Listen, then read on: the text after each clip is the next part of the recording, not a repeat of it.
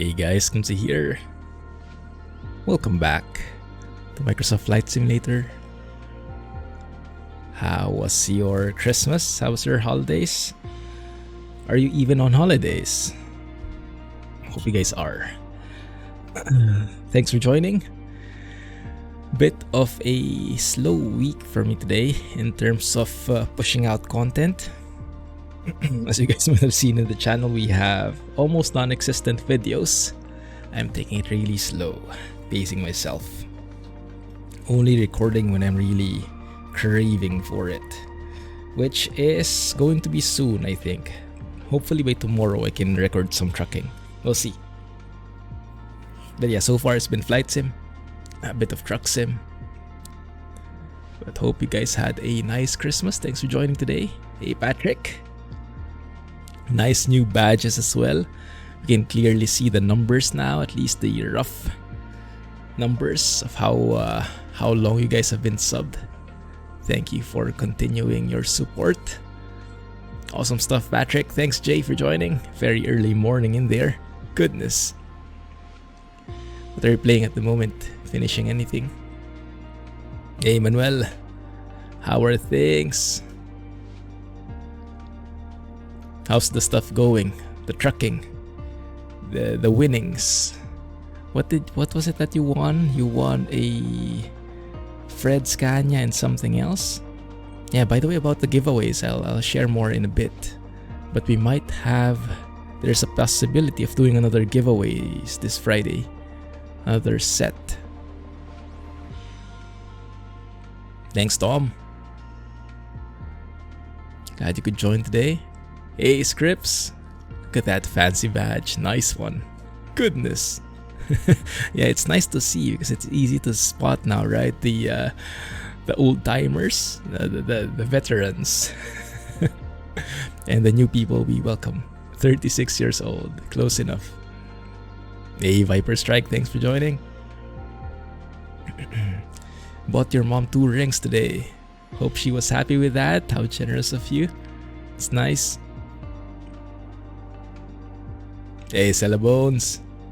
Good evening. Hey, Adventurer. How's the Kodiak treating you? So yes, we'll be flying again today with the Kodiak 100. It got an update a couple of days ago. 1.0.4 patch now. Improved flight dynamics. Less left turning tendencies. Especially during takeoffs and landings. So it's a lot more stable now. Still have to play with the rudder trim though, which is quite nice for this plane. Hey Daniel, how are things? Don't have it installed yet. Which one, Tom? So yes, we might have giveaways again on Friday because for some reason, not everyone is claiming the keys. Maybe some people are just not excited for them. So we have some unclaimed keys. I'll probably wait until Friday for them to contact me. But if by then we don't have anything, then we will redraw them, re-roll them. We have a couple of keys for a giveaway there. Let me have a quick peek at what those are. Should have a spreadsheet for that. You guys see my screen, don't you?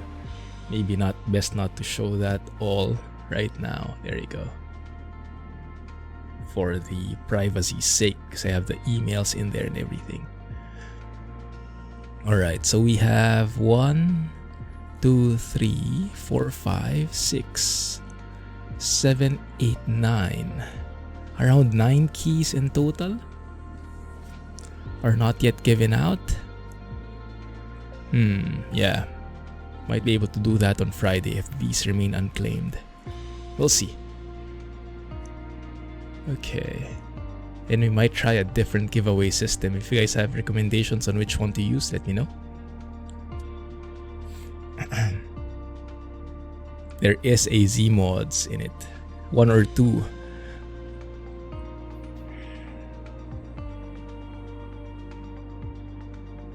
Hey Nips, Finland, goodness, 2 a.m.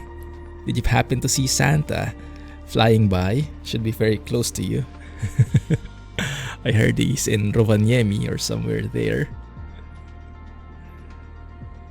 Hope you guys had a nice Christmas. Different kinds, yeah. PC building base, expansion, Freds, Z mods. Hey Oyston, glad you made it today. Oh, that's amazing adventure. Alright, that's great. Yes. Looking forward to it. Yeah, I know, right? Some people don't claim the keys. Which is all well and good. But yeah, I think to make the most of them, we'll have to give them away. Sure thing, Tom. Yes, thanks for letting me know. First time catching me live. Yeah, that looked a bit strange seeing your name there. Strange, but very much welcome. Thanks for joining. Are you on holidays? Alright, great. So let's continue with the tour. Let's show Sky Park in here. So we've been doing the Appalachian Tour for quite some time, couple of weeks now. Started off all the way here in Georgia. Went through different airstrips, challenged our skills or lack thereof of landing on them and looking for them in the first place amidst all the clouds and live weather. And we're now down to 3 last airstrips, at least for part 1, because there's actually a part 2. So we'll see if we can finish these 3 today, and if we do, then we can proceed with part 2, which I think continues to the northeast there. So just continues the leg. But we'll see, because I was looking at the map here and it looked pretty interesting. Maybe some of you guys are familiar with it. So here's the map. Let me see if I can show you that properly. Yeah, that looks good. So this is it's a bit cluttered, but these are the last 3 airstrips that we're landing in. Loras Landing, 5 Lakes, and what is this? Gettysburg. You see though, there's this blue thing here, which is this broken line is a restricted area, R-4009. And this smaller circle with the solid lines and the, I don't know what you call them, the smaller lines there is P-40, which is a prohibited area. And from what I've seen, this is actually Camp David. Does that ring a bell? It seems like it's the vacation house of the president. Maybe that's why it's prohibited. You can't fly over there. And Loras Landing just happens to be right inside that restricted area. So quite interesting. Probably don't want to be in VAT sim flying through these, but I do want to see how Camp David looks in the sim. Let's see, restricted airspace. Spikes could be, yeah. Porcupines. Yes, either way. Flew the Kodiak on Christmas. Nice. Alberta's national parks, that's great. Yes. Yeah, those national parks are great to fly through with a low and slow plane, especially with this one. Kodiak is a mod, yes. It's by Simworks Studios. I believe it's around 330 euros if you buy it from their official site. I recommend it. I have a few videos on YouTube if you want to get a bit of showcase on what's special about it. But also in the stream, we'll dig more into that. We might see some jets on our side. So yes, that's the plan at least. We'll see how it goes. But we're starting off in Needwood Farm. Whiskey Victor 21 is the IQ code. I'm at 516 hours now. Goodness, I've flown 16 hours since what, last week or something? Yeah, I've been flying a lot offline, and this is just airborne hours, not including the time you're preparing your plane or taxiing or whatnot. So yes, I've been enjoying this plane immensely. In the Philippines actually. So most of my flights recently have been in the Philippines, doing bush flights and whatnot. Loving it. Exploring those smaller airports that I normally don't visit. Whiskey Victor 2-1. Yes, Needwood Farm. The timing is not the best. Let's change the time here. Maybe something like 1:30? Yeah, 1:30 could work, I guess. Now, Needwood Farm doesn't have a taxiway, doesn't have a ramp, so we'll have to spawn in the runway, which means we will be spawned in with engines running, which I don't like, so we'll just have to shut it down afterwards.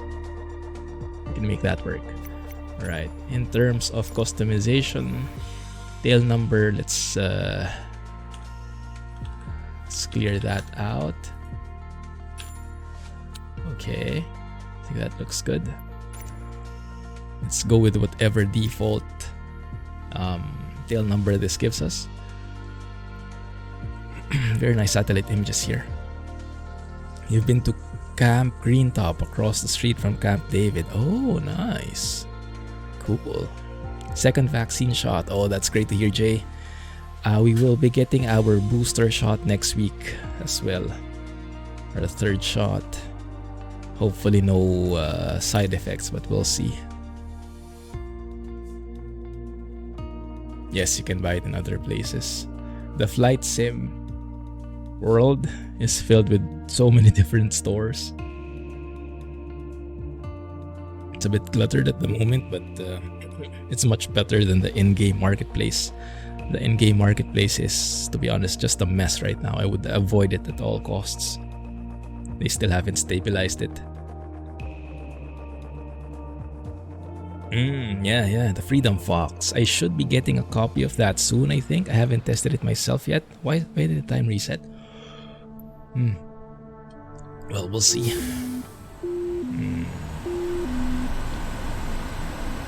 Probably not the best timing.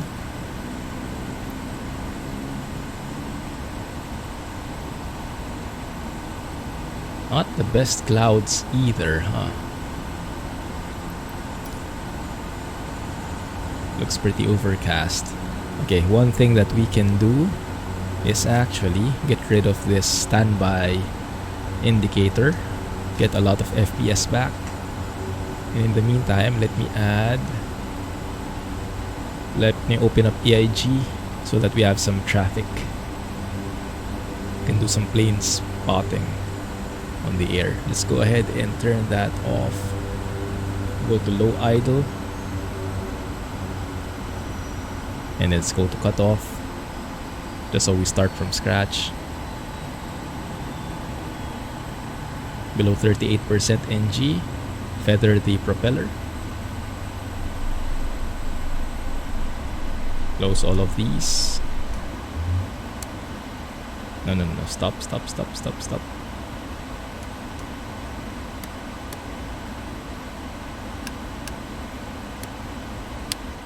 Beam it up. Oh, that's so quiet now without the air conditioning. Change that in a bit. Okay, that looks good. Cut off, pull off, and shut off, isn't it? There you go. And then turn everything off. Open the door. Open the window. You know what? No, let's open the door. And let's get everything in here. Load things up. Very nice. Oh, I see, Tom.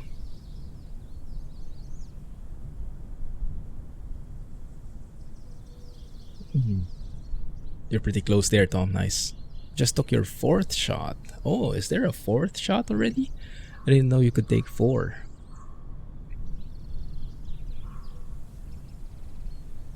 Hey, Chris. How's it going, man? Nice new badge. Now, I am lagging a bit. Might be because AIG is still loading in. Man, this plane is just so wonderful to fly. Getting closer and closer to that high fidelity level that we are looking for. I am still missing the TBM 900 in X-Plane though. That is by far the best simulation I've ever seen in a GA plane. Even like the starting sequence the temperature spiking when you start the engine, all those details. And also one thing I realized, so AIG has loaded now, and before I had a separate app to keep track of the traffic, but apparently I can do my plane spotting over here. You can see that's where we are, right? Needwood Farm. And it does load the AI planes here, so we can see where they are right now. So this guy is a Boeing 737 with winglets, Southwest Airlines from what is Kilo Bravo Whiskey India. I think that's Baltimore, Washington, right? To Chicago, is it? Maybe. But yes, so that's all the AI planes loaded in. So you can see that from here. There are even the red planes if you set little nav map properly. So you can see the VATSIM planes, even if you're not logged into VATSIM yourself. Pretty cool. Hey, thanks for the follow. How should I call you? Beto. Thanks for the follow. Welcome to the stream. Different brands of vaccines. Thanks, Chris. Yes, for us, based on the Singapore government's guidelines, we will be taking, so we've taken 2 shots of Pfizer before. For the third one, we'll be taking Moderna. That has the best combination so far. Slightly has an edge over the triple Pfizer Comirnaty version, but almost the same. So not that significant different, but if it's an edge better than a slight edge, then might as well take it. Okay, let's see. Winds are coming from actually the opposite runway. Looks like it will be better if we taxi to the end of the runway there, which is fine. No problem. Right, let me resume this flight. Alright, let's go. Now, next leg is going to be 22 Mike Delta. And as always, if you guys are interested in joining me in the flight here in the sim, you are more than welcome to join. I'll share with you as many details as I can. Where can we meet? Which airport I'm going to next. Just make sure you're in the Southeast Asia server in Microsoft Flight Sim so we can see each other. Alright, so we have a tail number. It's November 297 Kilo Quebec.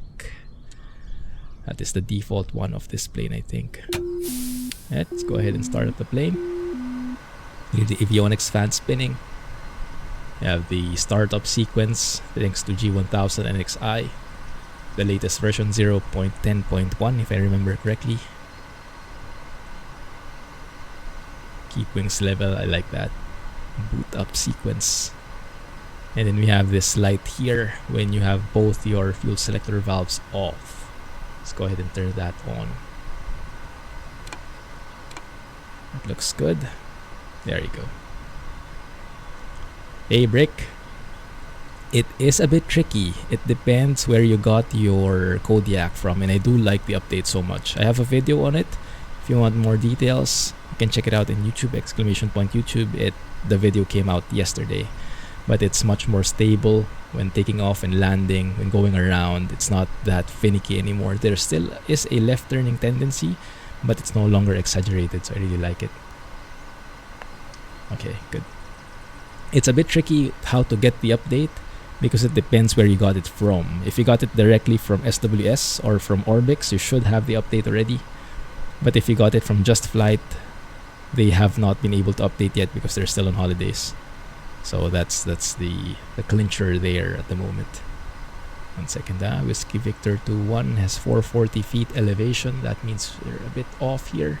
Let me also change the PFD options, the altimeter units to inches of mercury so that we are properly in the US. So airport elevation should read 440, and we'll have the right altimeter, local altimeter. So 440 would be there.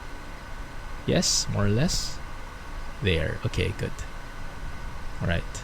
So what altitude should we fly at? I have no idea. Let's go for, I don't know, 5,500 maybe.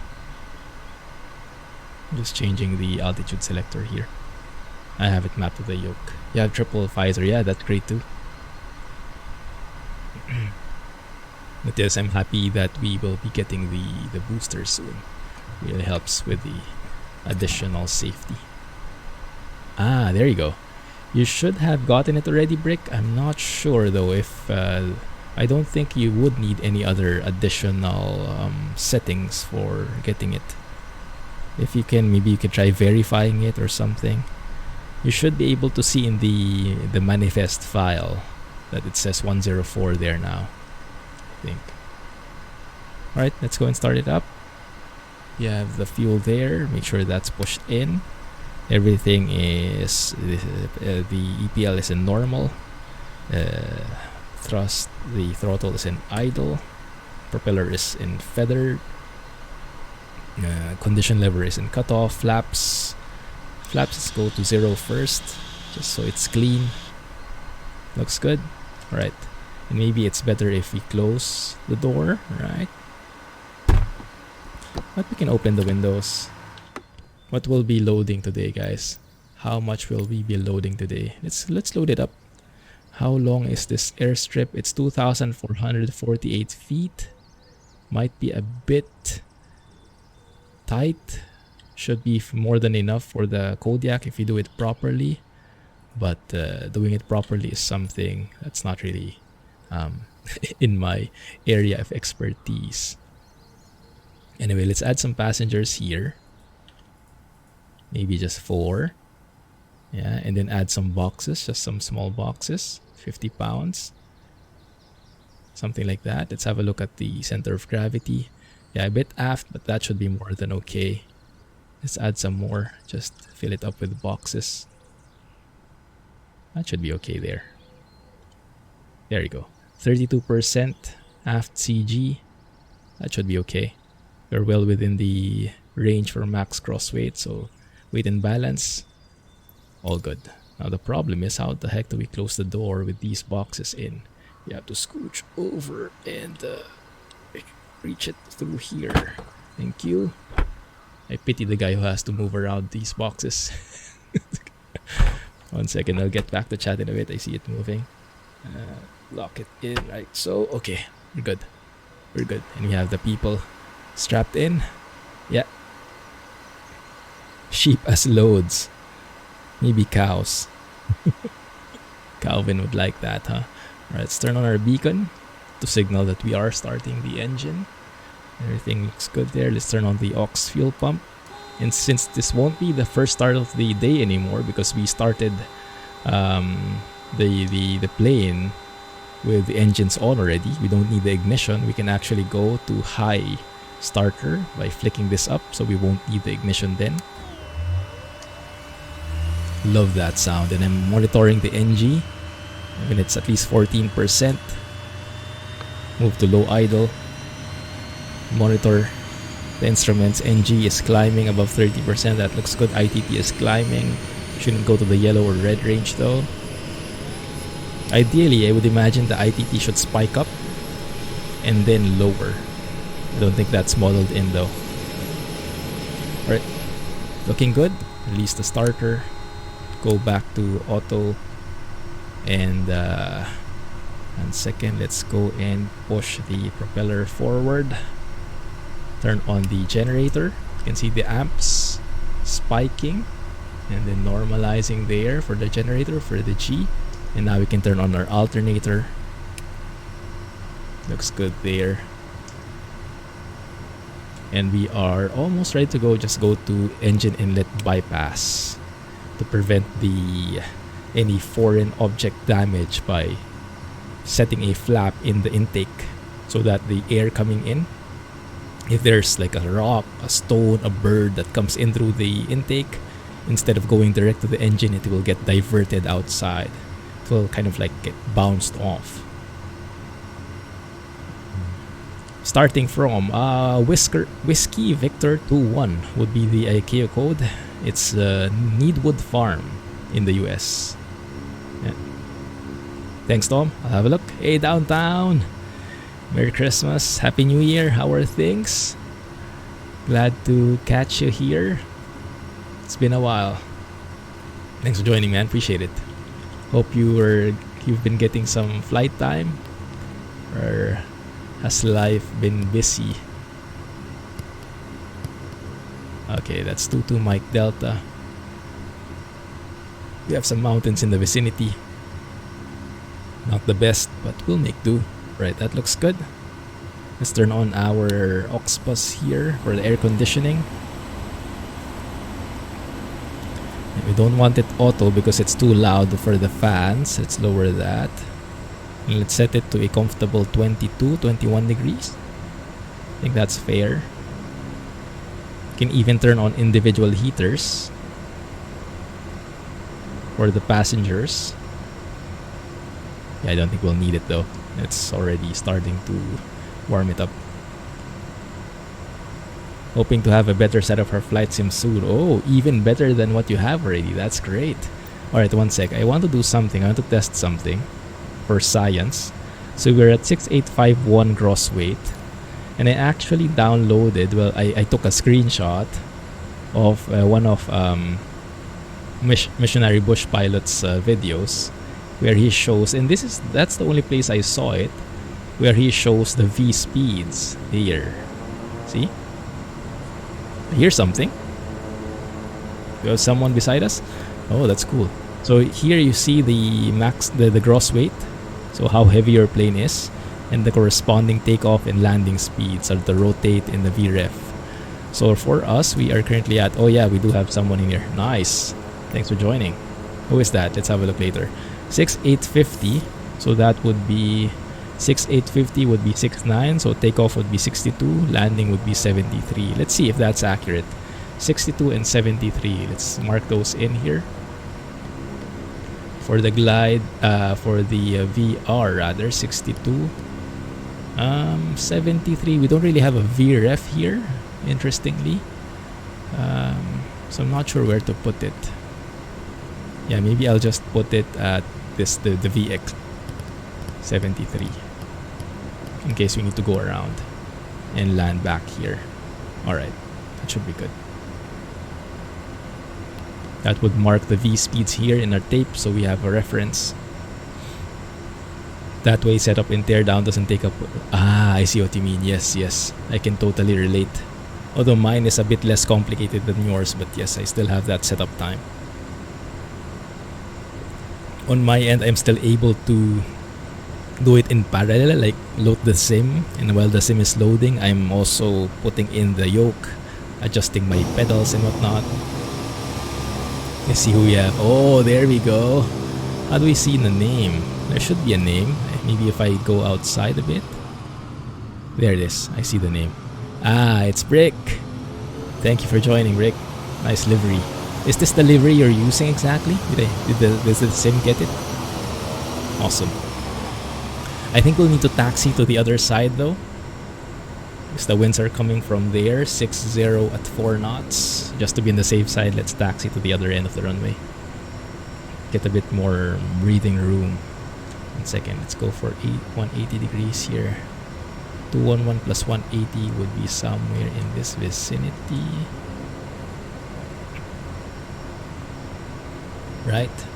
031, yes. Good. Alright, let's release the parking brake. Nav, taxi lights. You know what? Let's turn on our strobes because why not? We're already on the runway. It's the correct livery. Nice. Cool, man. Thanks for joining. Let's not suspend that. Oh, that's a bit heavy.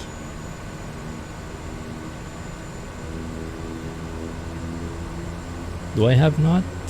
I don't have the parking brake. There we go. Cody. I like how the ICAO code of the Kodiak 100 is Cody. Sounds like a nickname. We have pulsing lights now. It's nice. There we go. Let's not forget though the most important things. Forward trim there.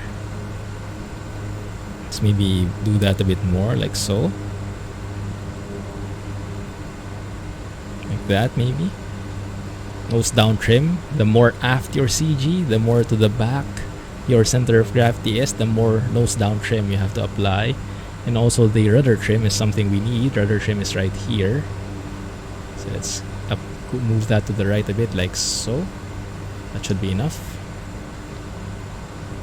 See, where is the beginning of the runway? It's a good question.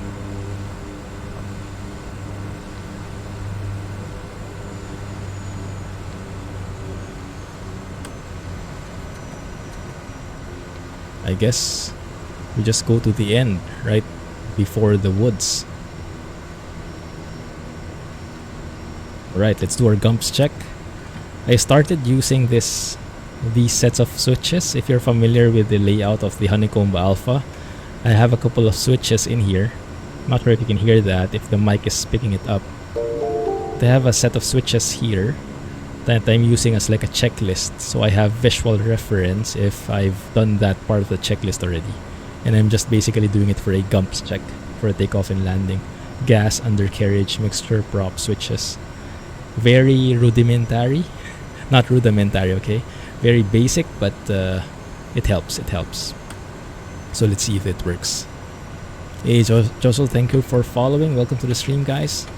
Yeah, there should be enough space. Awesome. There we go. There's brick right there. Awesome stuff, man.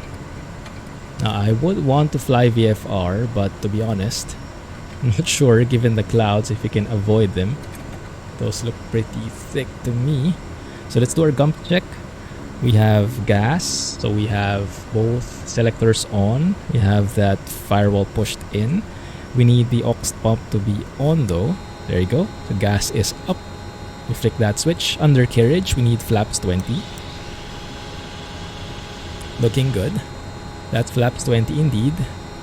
And parking brake is released, so undercarriage is checked. Mixture needs to be in high idle. The condition lever to be exact. So that's good. High idle. Check. Propeller needs to be full forward. Check. And switches. We don't need the taxi lights anymore. Landing lights are in pulse. Everything is on. The only thing that's remaining is the harness locks for the seat belts. Good. And that's good. So when I put my hand here on the switches, I feel it. Everything is in the up position. That means I am ready for takeoff. So far, it's been working. But we'll see. Your mileage may vary. Right. Let's go and power it up. Oh, I love that sound. Make sure don't go beyond the red range. That looks good. Alright. Trace to maintain center line here. Looking good. Airspeed's alive.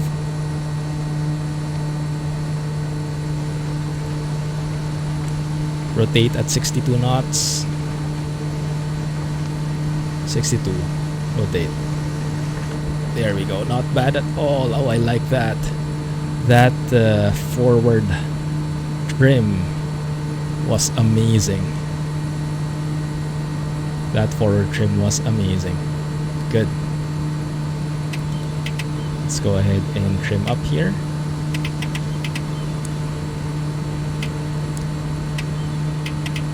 We'll try to hand fly as much as we can so it's more enjoyable.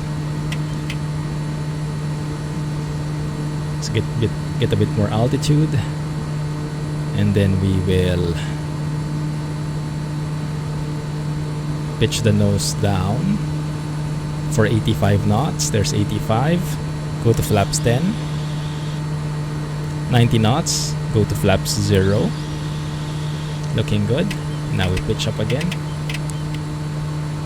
I think I'd actually want to stay down here because the cloud ceilings above look pretty close. Let's see, maybe 3,500. Maybe that works. 3.5. Actually, no. Maybe just. It's getting closer and closer, isn't it? Maybe let's stay here. 2,000 feet. Let's try 2,000 feet. Okay. So where we're going brick, if you want to plug it in, is 22 Mike Delta. The ICAO code is 22 Mike Delta. Loris Landing. Alright, so that looks good. Now we'll have to check our engine instruments. And we'll want to pull back on the propeller, because we'll want 2000 RPM. You can hear the RPM changing. 2000 RPM is what we want. I'm just pulling back on the lever bit by bit. There we go, almost there. 2010, 2000 RPM, perfect. Okay, good. And then we're almost at 2000 feet as well. That's great. Alright, looking good. Now we can turn off the aux boost pump. Let's keep our landing lights in pulse because we're pretty low. Let's keep it on bypass as well. Engine inlet on bypass because we're very low. Might have some birds in the vicinity, but this one at least we can unlock. Looks good. Let's stay at 2000 please. Thank you. In the back, so don't crash. I'll try not to. And then let's go and apply left rudder trim. Release that right rudder. As you can see, we are flying uncoordinated here. So go left rudder trim until we are not slipping anymore. Hey, Kivo is there. Kivo, thanks for joining. If you're joining. You might be there already where we're planning to land. It is very tricky adventure because there was no email notification, and even if you go to the download page, it doesn't seem like there's anything new. But just download it again. So if you go to the SWS website, log into your account, go to the My Downloads, you'll see the Kodiak there. The date will be old, but that date will actually be your order date. That's not the version date. So just download the file, and when you open the zip file, if you see that it says December 24, the date inside the zip file is December 24, 12/24, then that will be the new version. Hey Kivo, there we go.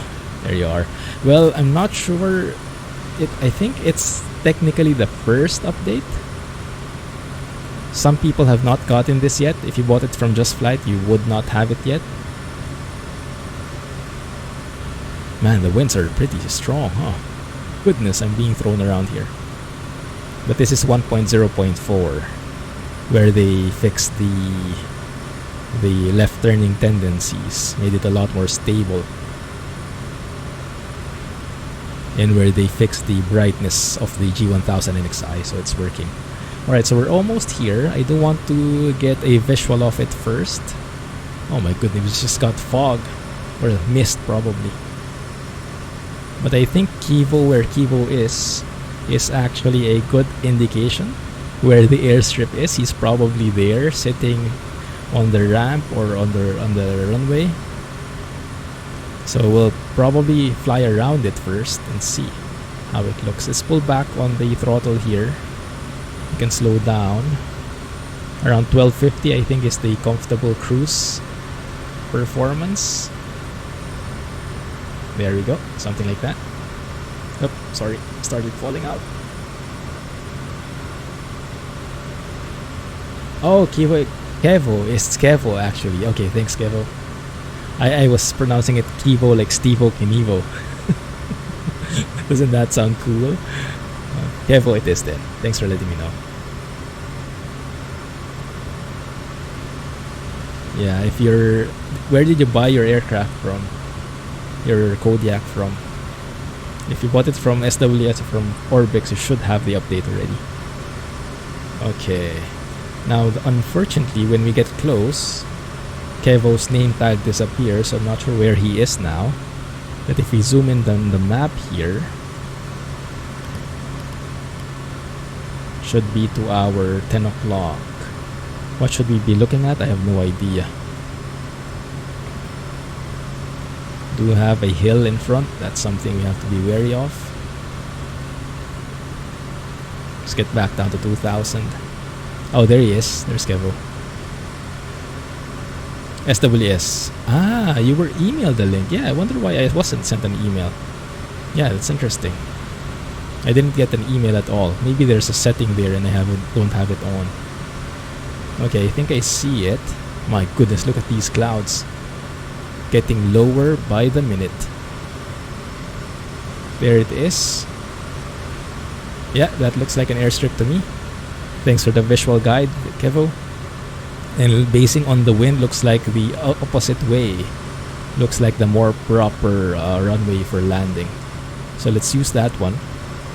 Not sure what runway that is. Let me have a look at the airport here. This is the 314, runway 14. Okay, let's set our heading bug there so we have some guidance. 14.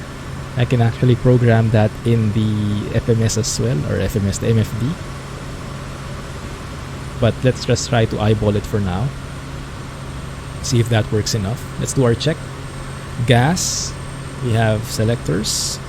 It's pushed in. Let's turn on our fuel pump. Use the switch. Undercarriage. We'll go set our flaps in a bit. But yes, our parking brake is released. Start descending here. Mixture. Yes, it's in high idle. Propeller has to be full forward. And switches. Switches are good because we didn't really touch them. Yeah, we have pulsing lights still. That looks good. Alright. Start descending here because I've actually climbed a bit since then. Flaps 20. Slow it down. And then let's go and face the airstrip so we know what we're dealing with. Man, that looks amazing, doesn't it? That looks amazing. Let's go lower here. Brick is following us. We're now on base. He's on downwind. He's on a much more proper altitude than us though. Alright, looks good. Lower it down more.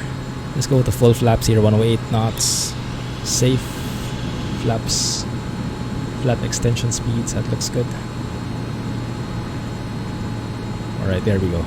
Now our landing speed was 73 knots. Okay, our VRF 73. So let's try and aim for that. So we have comps check complete. Let me feel my hand here. Switches. Switches should be good already. Oh yeah, switches are not yet good because we need the harness. There we go. Now it's all good. Alright. Yeah, but yeah, that checklist thing really helps a lot. Alright. Let's go and trim it out.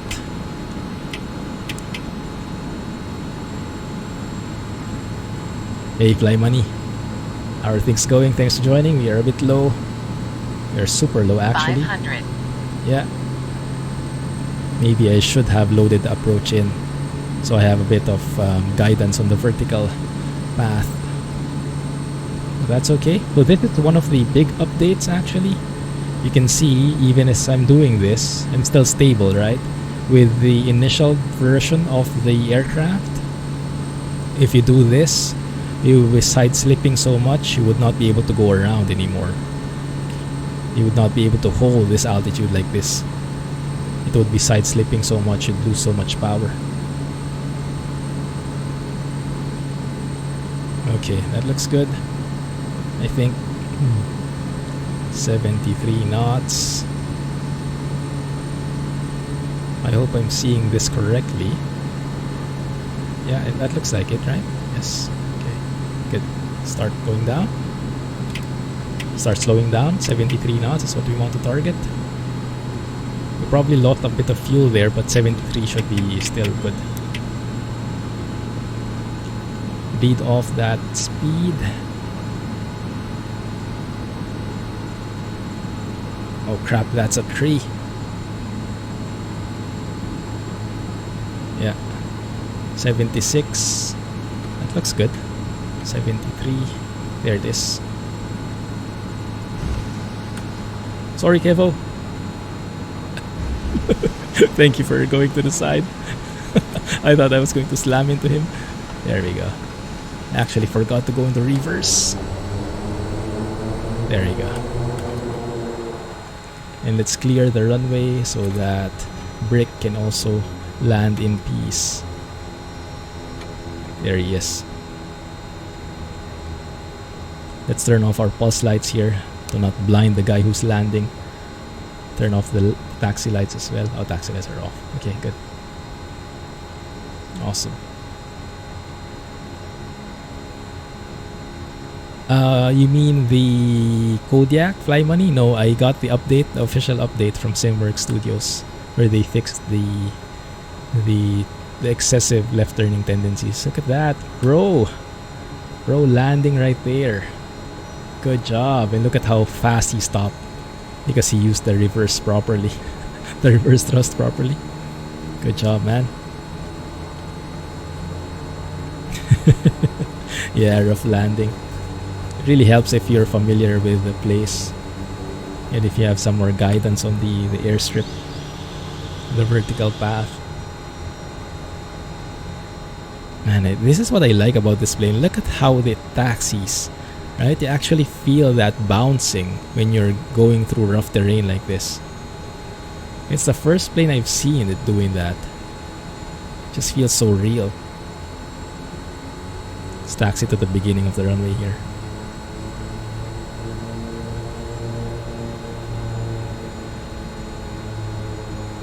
It was excessive, yes, they confirmed, because there were instances where it was excessive, particularly when the center of gravity was to the aft, to the back of the plane. There was some funky behaviors that were exhibiting, because I think they had some wrong parameters at the final build, so they corrected that. So now it's more proper. But yes, they clearly said they did not dumb it down just for people to be able to fly it better. Their goal is to make it as close as possible to the real thing. Oh, there's a floating tree there. That's what caught me off guard when I was doing when I was on final. But yeah, they specifically clarified that they're not dumbing it down. They're actually, their goal is to make it as close as possible to how pilots say it should be. And if that's too hard, then people will just have to adjust. But in this case, it's really wrong. So they corrected it. Yeah, they had a Kodiak pilot chime in, a guy who flies the Series 3, I think, who was saying that the left turning tendencies were too excessive, too exaggerated. So they got him in the team, got him as a tester. And I think it improved then the behavior of the plane. Alright, that looks good. What's the elevation in here? 550 feet. Let's adjust our altimeter. 550. Should be somewhere there. 29 or 75. We're going to... The next one would be 5 Lakes, Papa Alpha 81, but I want to go through Camp David first if we can, if the clouds will allow me. So you guys might have to follow me a bit, or we can see each other on 5 Lakes. Either way would be fine with me. But I'm just going to fly manually in the meantime. Let's go and turn on our pulse lights in here. Everything looks good. So our gumps check. Gas, yes, aux boost pump is on. Undercarriage, yes, flaps is at 20. Let's go and verify. Yes, that is flaps 20. Mixture, we need that to be in high idle. Propellers in full forward, switches looking good already. Also the harnesses are locked. Okay, looks good. Alright, perfect. And then the trim, yeah, it's just the trim that's missing, which is a big factor still. Let's go with that. Lots of forward trim, lot of right rudder. There you go, that should be okay. Yes, I use live weather, how do you call it, Janao. I have not tried doing Rex yet. Alright, looks good. That should be proper enough takeoff weight. Goodness, it's actually shorter, this airstrip. Maybe I should have unloaded a bit. Airspeed's alive. But 62 knots is not coming any closer. Oh my goodness, it's getting close, guys. 62. There we go. Whoa. Made it in one piece so far. Keep it climbing. Whew, it's a bit... The winds are pretty strong, but thankfully we have headwind. So that helped with the takeoff a bit. I did not apply enough right rudder, so I was crabbing during takeoff.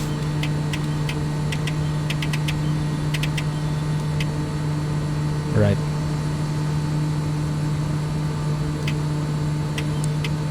Looking good. Let's get a bit of altitude. Let's pitch down now. Get to 85 knots so I can decrease my flaps. 85 knots. Flaps 10. 90 knots. Flap 0. Alright. Turn off aux boost pump. So it's not that noisy. Let's go and climb, and let's go and pull back the power a bit and pull back the propeller to 2000 RPM. It's hard to see from here where 2000 is. Let me zoom in a bit. There we go. 2000. There we go. There's 2000. Good. Right. Do I have any of the guys visible? I do hear someone. There they are. Yeah, there's Brick. There's Cable. Nice. Awesome, guys. Good job. Alright, where I want to go is Camp David. Normally we shouldn't be allowed here. 2,000 feet. We do have enough visual here. The ceiling is getting lower and lower. The cloud layers, so you have to be very careful of that. But at this point, we still have nice visuals below. Alright, let's go release that right rudder trim. There we go, as we're flying level now. And pull back on the power a bit more. Hey Ace. Hey Viper. Southeast Asia, yes. Feel free to join. You can meet at Papa Alpha 81 is the ICAO code of the next airport. Camp David should be straight ahead. I'm not sure what to expect, to be honest. And there is a 1,900 hill, it says. So we might have to stay clear of this area. 2,000 should be close, I think.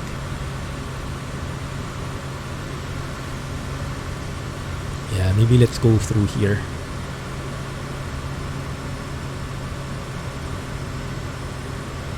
But it's a bit lower. So we're starting to enter the prohibited area here. Let me show you the map. There's the map, there we are. Right. Where my mouse is, and there's the prohibited area with a spike. Is it spikes? Yes. So we're now officially in a prohibited zone. Probably not the safest. Oh, the clouds are clearing up. Thank you. Yes, please continue that. Couple of what are these, radio towers here? Thanks for joining, Ace. Nice sub badge too. So here is Camp David. I don't see any big house anywhere. I'm expecting there is a presidential house in here. Maybe it's that one, huh?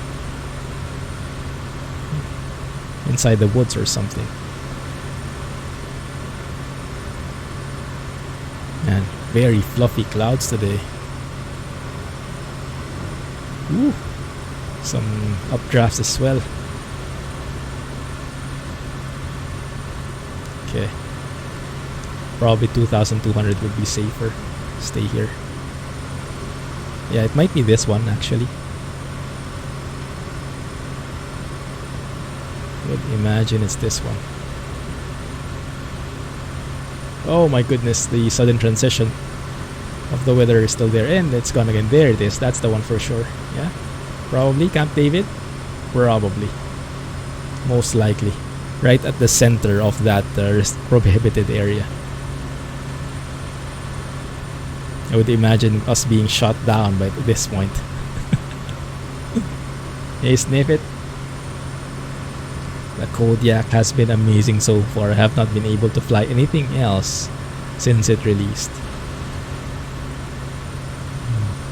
I love that I'm able to fly to different airstrips that I never even discovered before. Either some small airstrips like a farm or some of the smaller airports, regional airports. Just nice to be able to fly anywhere, literally, and not be restricted by the size of the runway, the length of the runway. And it's so wonderfully simulated. Alright, looks good. There's Camp David right below us, I think. 500. But I think it's time to go. There it is. And there is a radio tower in here. We should probably don't want to be hitting. Stay away.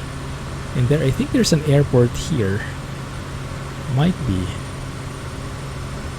Not so sure.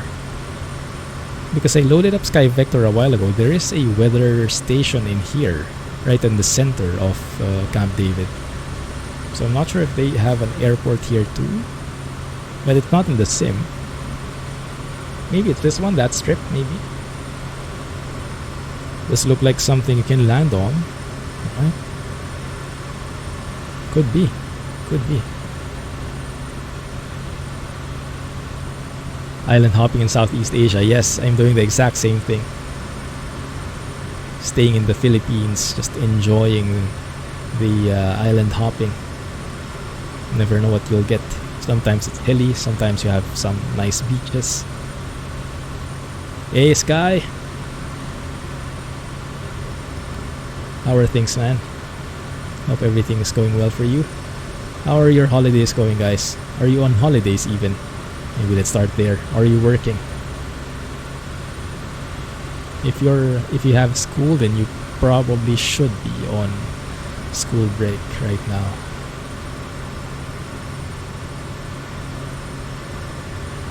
It's good. Let's align the heading bug. Let's keep the engine bypass, engine inlet on bypass the entire time. We're too low. At any point, birds can like shoot up and shoot inside our engine. We don't want the engine to be guzzling that. Ah, hey neighbor. Yes, close enough, close enough.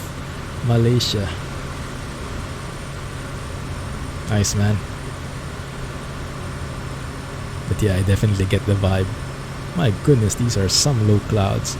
Low clouds, high hills, not a good combination, is it? But man, I love the feel of the hand flying on this plane. You have just enough systems to give you that awareness, but you don't have to use, like, go just autopilot, because the fun is in the hand flying. Autopilot is probably for photo taking. One sec, let's see. Okay, the next airport is actually... it's a grass airstrip. Runways 11 and 29er.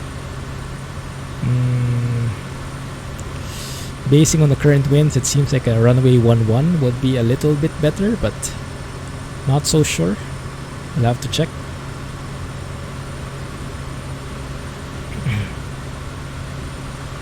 Right.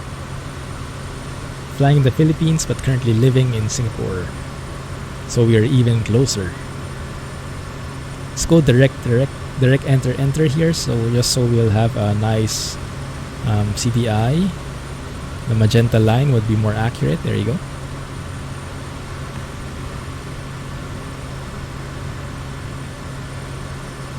That's right, sniff it. That's right. Close enough, right? Same time zone too. Oh, look at that mist there. I was searching for it because I got curious. Do you guys know what the difference is between fog and mist? I didn't know this before. I had to look it up. To me, they sound the same, but apparently technically they are different. It looks like 2000 is a bit low for these hills. 500. Yeah. Let's go higher a bit. Maybe 2300, 2200. A bit of power. Right, let's get it back.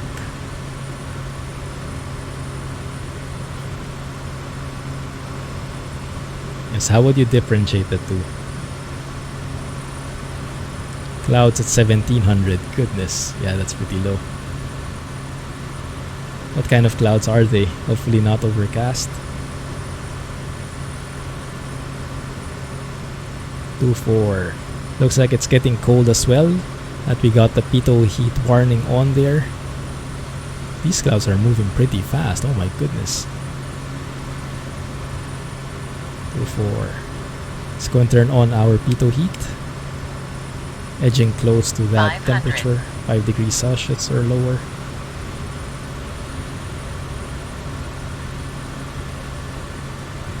Yeah, that's the feeling, alright. Maybe go a bit slower, because it is getting a bit scary with all those trees passing through below so fast.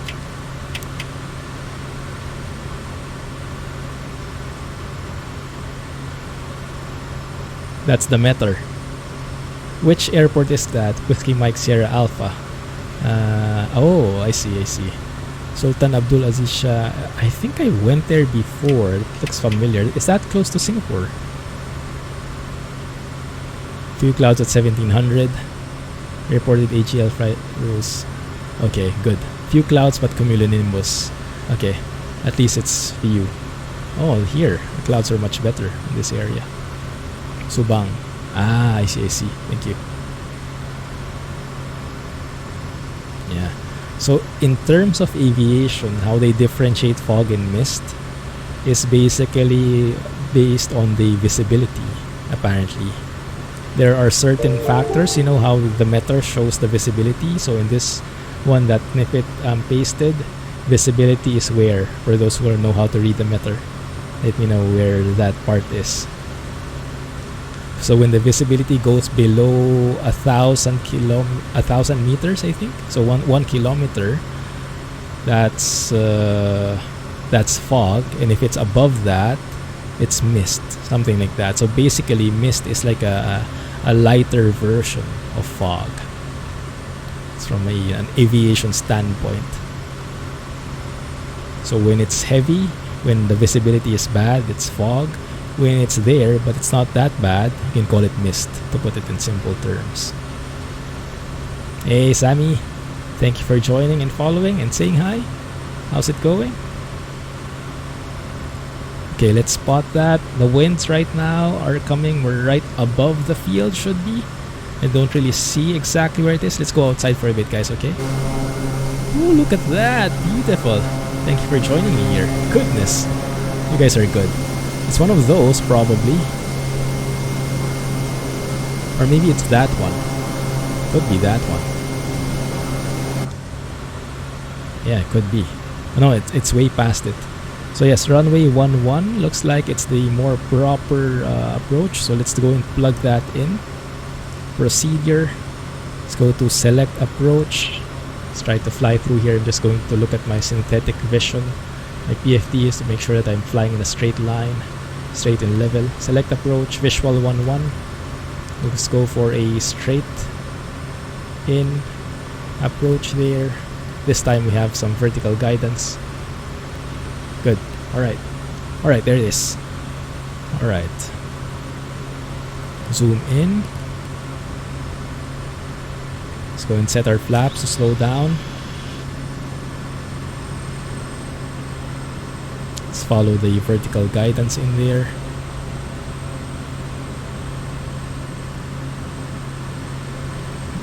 Slow it down more. Let's go for a gumps check. Gas, aux fuel pump, selectors on. Okay, firewall is pushed in.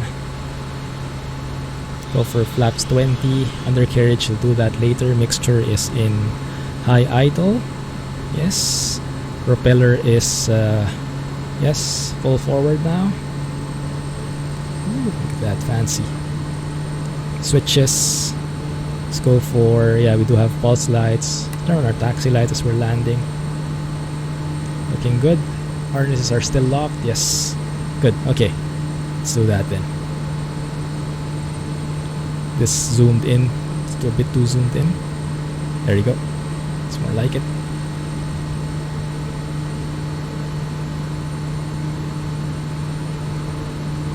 Mist also lasts for less time. Oh yes, that's true. Mist can be a bit more finicky.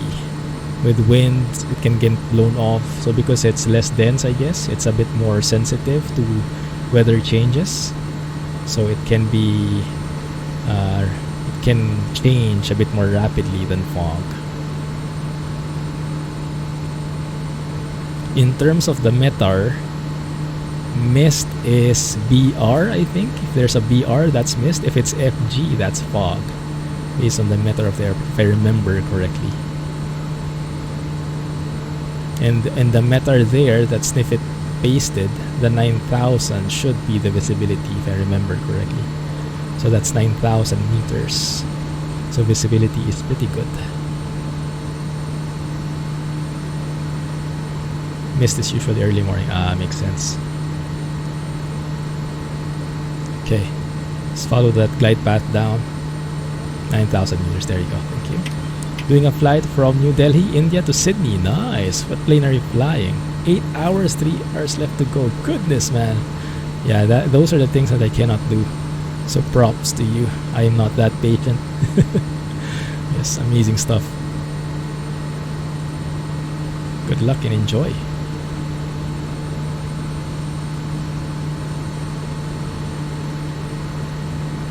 Right, looking good. Let me fill it out. Only thing left to do is the undercarriage. Parking brake is good, so only flaps is left. Let's go for full flaps, why not? Alright, so feeling my hand here. Yeah, checklist is done for the landing, for the gumps check. Alright. Let's go and follow that glide path in. Hopefully that's accurate.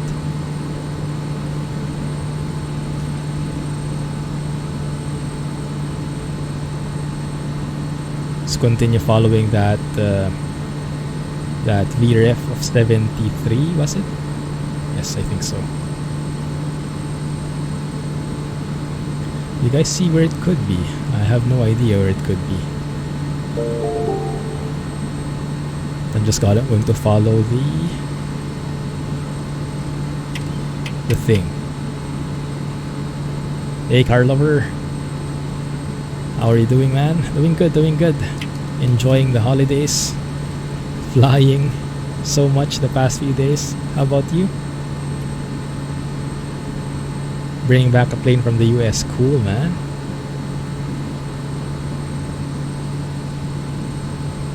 Cali to Sepang one of these days. Goodness, that will take long. You flying the Dreamliner. Nice. I've never flown it. Hope you're enjoying it. I think I see the airstrip, if that's it. That might be it right there. Could be. It does fit the bill, right? Start descending here, pulling back on the power. So we start dipping the nose down a bit. And then I'm trimming up to lose that airspeed because we want 73 knots here for the approach, for the VRF rather. So approach would be slightly higher. I do have trees again right there, so I have to be very careful of that. I did snag a tree before during landing. It broke my landing gear and got me the black screen. Hopefully that doesn't happen today. Oh, the weather is turning. Thank you. Please keep on doing that. How many feet of runway? 2,427. Plenty for us. Plenty for the Kodiak. A while ago we took off from a runway that's only 1,400 feet long. So it's impressive for this plane.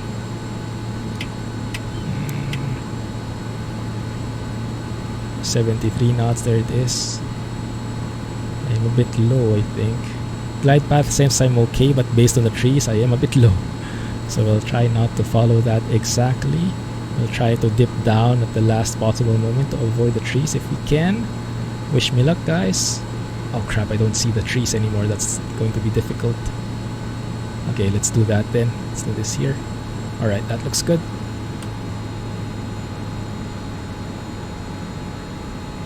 There we go. That's more like it. Reverser. That's more like it. Nice. And then clear the runway. Go to low idle. Move flaps to 20. Get out of the way. Turn off the pulse light so the guys won't be blinded. And let's go and watch some planes land. There's Kevo. You guys are amazing. That's so cool.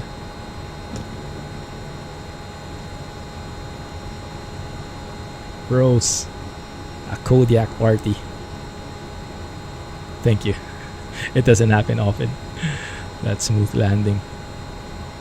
But yes, the vertical profile definitely helps. Cool. Right, let's turn off that pump. Good job. Can you guys go side by side? Let's take a photo. I think that will be nice for the thumbnail. Oh, I just noticed. Brick Kodiak is it's the one that doesn't have the cargo pod. Oh yeah, look at that. Let's take a nice photo here.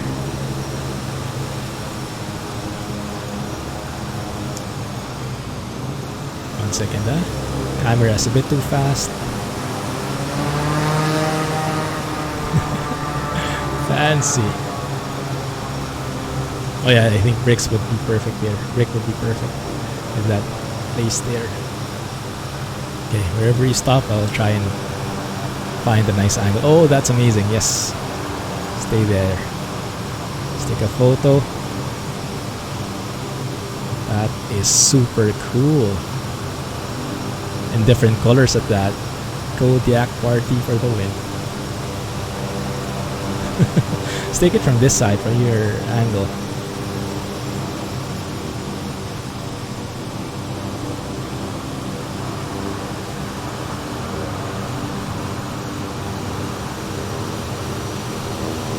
Not too shabby, huh?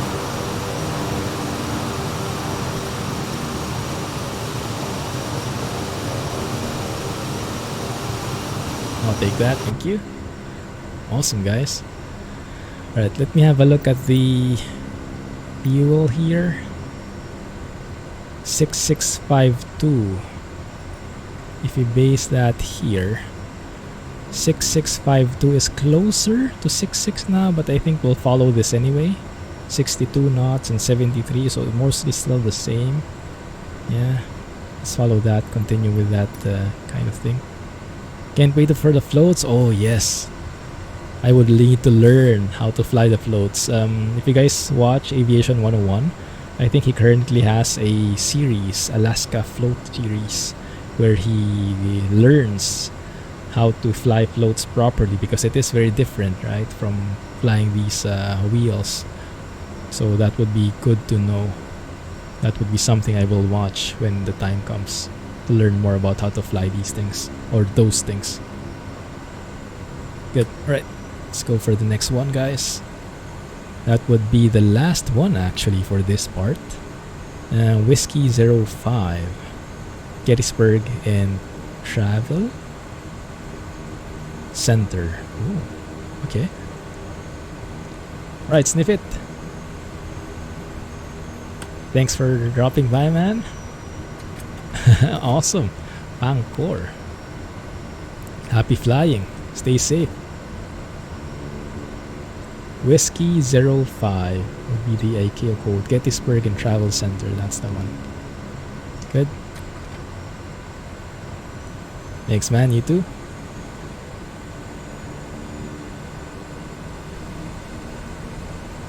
Right, let's taxi to the runway. Maybe it's better to taxi in high idle, just so it's easier. This does seem kind of sticky in here. Good morning, G. Look at that nice, beautiful badge. Tooting my own horn here. How are you, man? Happy holidays. Alright, let's taxi to the beginning of the runway. Let's do our checks in the meantime. Gas, aux fuel pump, selectors. It's pushed in. Looks good. Undercarriage, we do have flaps 20. Trims are not good though. Trim, let's set that trim up like so. and a lot of right rudder. So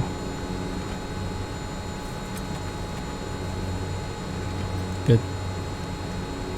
Undercarriage is good. Mixture, yes. High idle, props, full forward, switches. Switches are good because I set it up already. Nice. Ready for takeoff. Let's go to the edge of the trees here, get as much space as possible. Yes.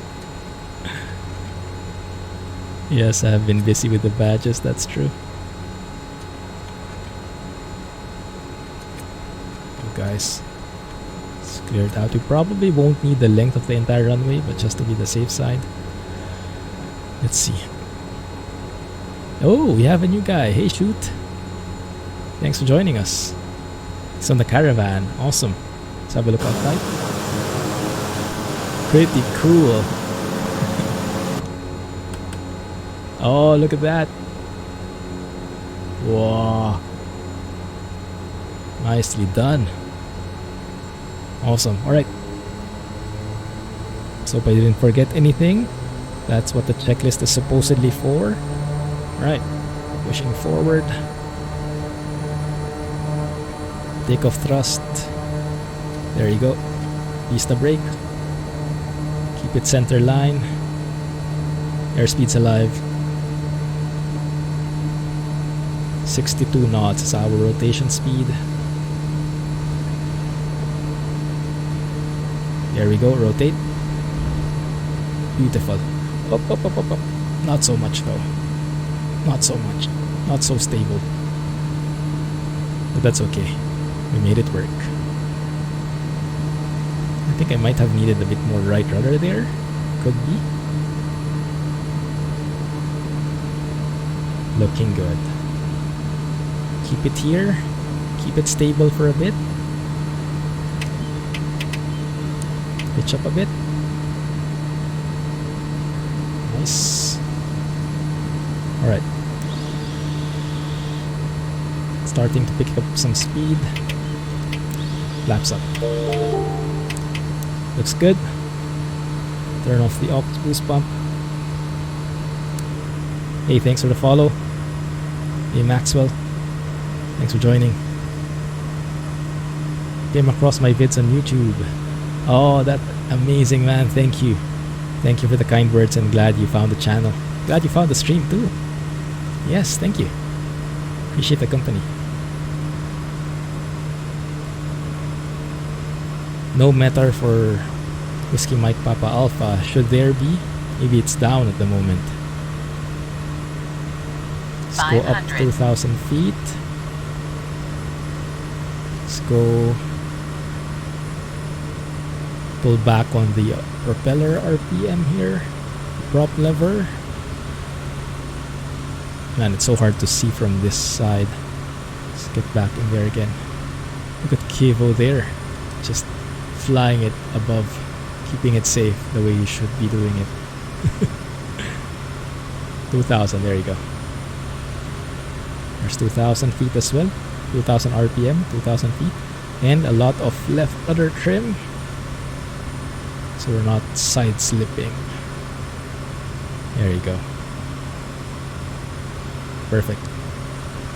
Awesome, that feels a lot more stable now. Good. Okay. Keep the landing light. Actually, no, I didn't have my landing lights on. Bad. That's bad. Ah, okay. Yeah, maybe no meter there at all. That's Kuala Lumpur, right? 29. Yes, it is December 29, 0100 Zulu. It is 0100, yeah, 20 minutes past 0100 Zulu. Variable 2 knots. Clear visibility. Few clouds, 1700 cumulonimbus. Temperature 27, dew point 24, QNH 1011. No sig means no significant weather. Is that how you read it? I think so. Sounds like good weather there, except for those few cumulonimbus clouds.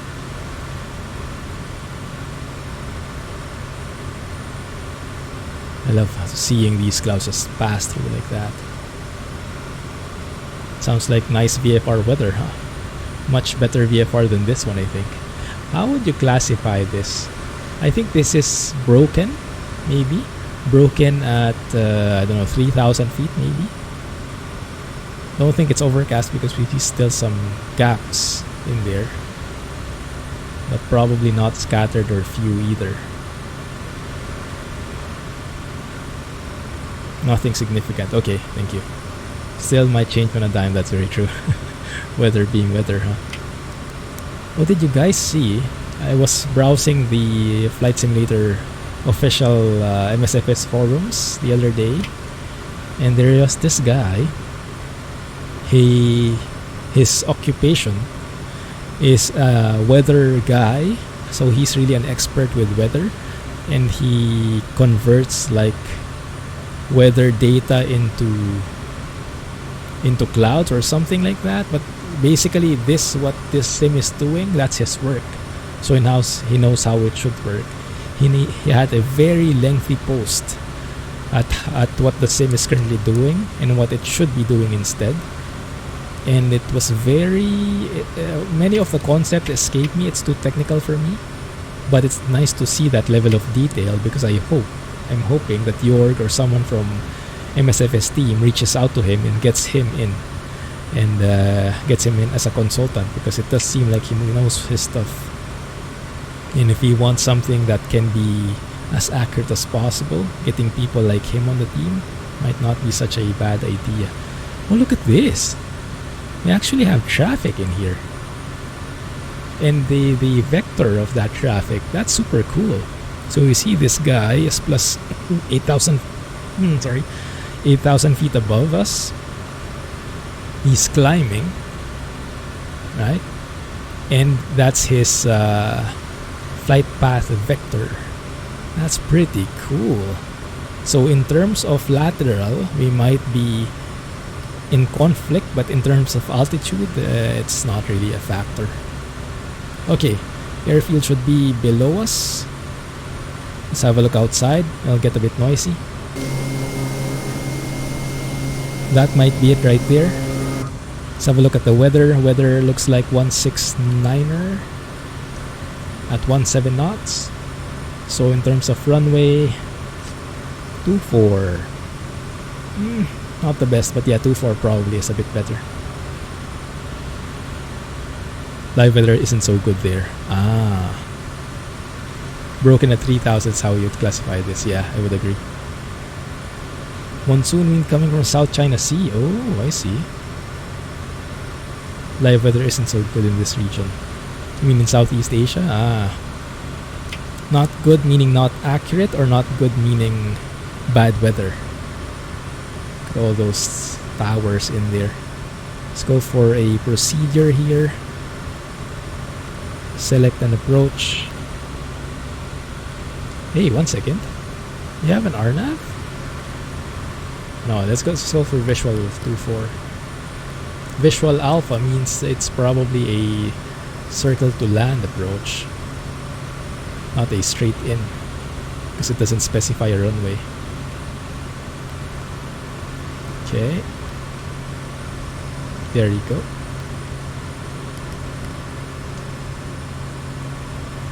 Right, let's go around here. Runway 24, so we're kind of like on extended downwind. And looks like we have to be descending already. There you go. Pull it back. Get some flaps in. Start with our checklist as well. 30-degree bank. Gas. Selectors on. Pushed in. Yep. Undercarriage. Maybe later. Mixture. Prop. Full forward. Let's go to idle here. I have to start descending quickly. A bit too high. Pitch up. Lose that airspeed. Then flaps down. Go for one more notch of flaps. Flaps. Maximum extension. There. Okay, good. Propeller is full forward. Switches. You have the landing lights on. Taxi lights. Turn that on. Harness is on as well. Okay, comms check complete. Let's do one final check. Looks good. Okay, alright. Now let's focus on finding that airstrip. The lights also aren't the best. We have the sun right in front of us, so it is making the surface a bit harder to spot. Okay. Oh, there it is. Oh, it's fancy. Actually even has some lights there. Yeah, you guys see it? Yeah, we are pretty high. It should not be hard to approach it. Yeah, there's shoot right there. Shooting the approach. See lights, there you go. Good catch. Slow it down. So give him some time for the approach. 500. I think he'll have to go around. Oh, is he making it? Yeah, he's shooting for it. Nice.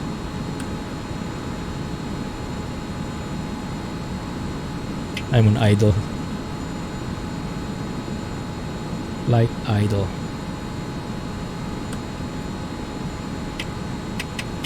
$73 knots. My goodness, this plane just glides. Looks good. Losing. Whoa! Whoa! What happened to the weather? My goodness! I see that? Suddenly the winds just changed. Right on short final. The heck? Look at the windsock. Suddenly it's coming from there. What the heck was that? Yeah. Yeah, initially it was in front, and then when you get close, suddenly the weather goes. That's probably what happened to Shoot as well. Yeah, Fly Money. Shoot is Fly Money, right? Goodness, that was scary. Actually see the nose of the plane suddenly bang yaw to the left. You got the same thing, almost went around. Yeah, goodness. Careful of that, guys. Is that what you would call wind shear? I don't know. It sure looks scary.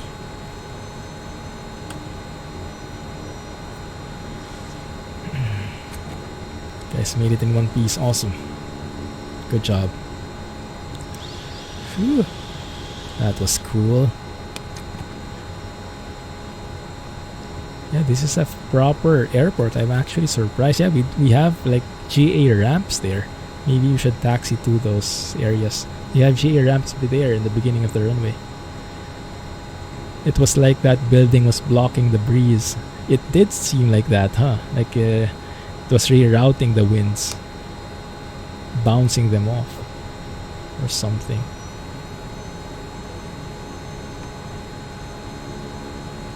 Pretty cool stuff.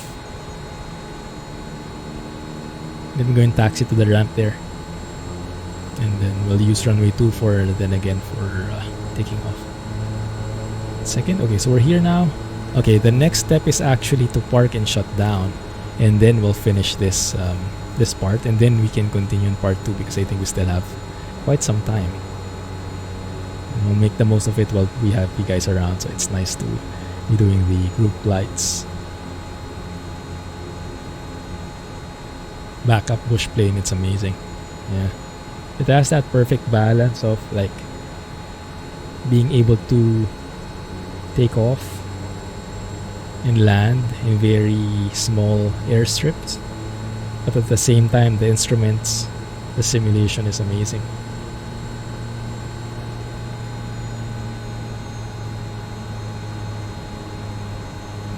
And it's one of the best simulated plane out there in my opinion, in Microsoft Flight Sim.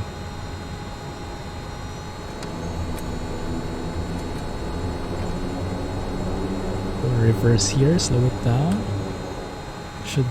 This should be a taxiway right here. Right, yes. Right here. It seems to glide forever. Yeah, I know, right? Does not want to land even with full flaps.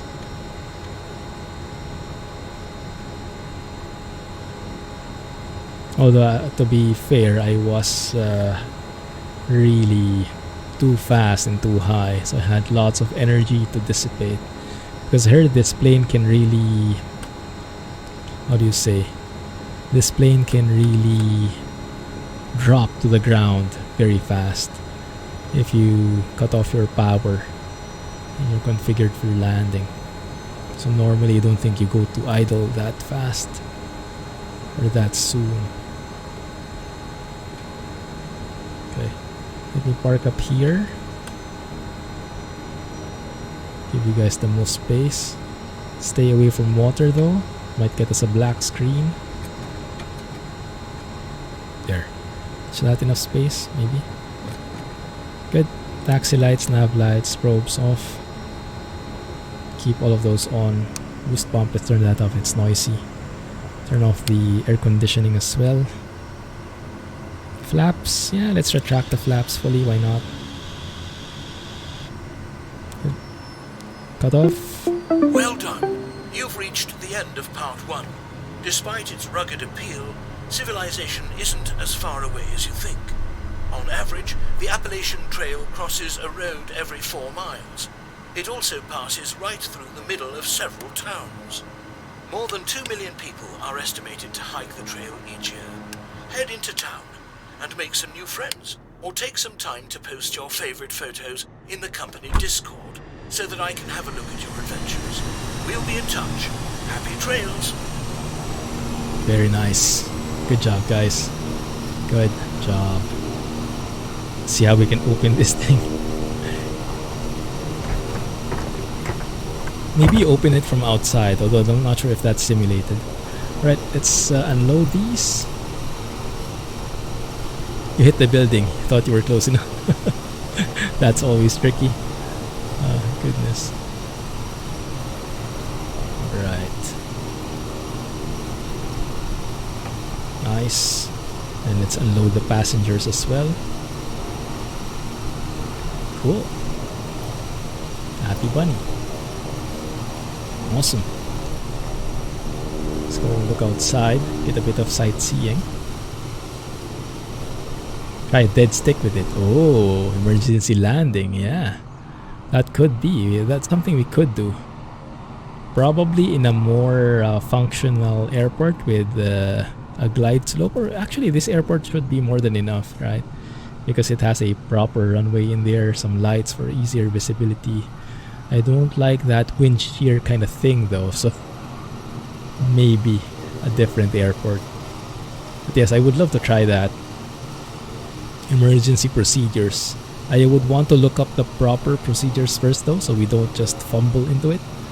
I'd want to do it the right way as much as we can. So I'll look into it and then we'll try it out, maybe in a video. That sounds like a great idea though. Awesome, Kevo. Thank you for joining us. Did stick onto a bush trip. Oh yeah, sounds exciting. Alright, that looks cool. Oh, we got some money? Oh, because I paid that for travel and then it got refunded. It got reimbursed after you finish the tour. Nice. So that's done. There is a part 2 though, supposedly. There is a part 2. Where are we? 1 second. I think that's it. There it is, part 2. Starting off from this airport toward the Appalachian Trail, part 2. Highest obstacle is 5,000 feet, not that bad. 648 nautical miles distance. You have even the playlist and Spotify playlist in here. Oh, that's huge XP. I actually will level up if I finish this. Yeah, so we can try and do this here. Whiskey 05, yeah, that's our starting point. And then we have lots of different jumps. Look at how short these are. 37 miles, 23 miles, 24, 17, 21. Oh my goodness. Such short hops. OMG. Yeah. So we can go do that, or we can just also do a simple job. I'm okay either way.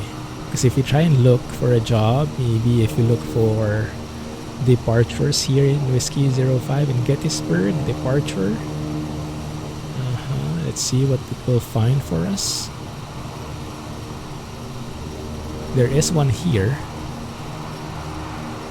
That looks pretty promising. 128 miles, Whiskey 05 to Golf 05 from Gettysburg to Finleyville. Alright, Brick, no problem. Expect flying the bush route, yeah, emergencies. Oof. It's good to practice those. That's true.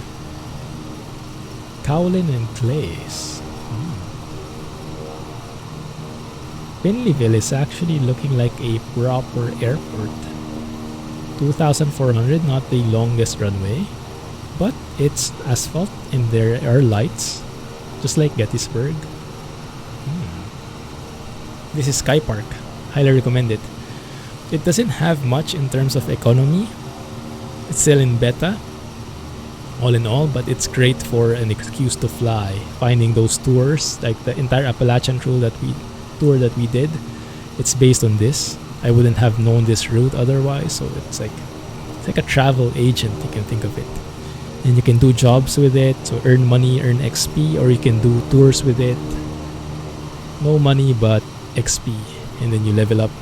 And then right now they don't have much what to do with the money and the XP, so that part is still in progress, but hopefully soon they'll implement something. Ooh, is there a plane nearby? Looks like there's someone on the runway. Oh yeah. Is that Kevo? Probably. Let's get farther away. It is Kevo. Nice. Yeah, exactly. No, it's everywhere. It's everywhere. Sniff it. Actually, when I fly in the Philippines, as I'm flying the Kodiak around the Philippines, that's what I use. So it finds jobs for me.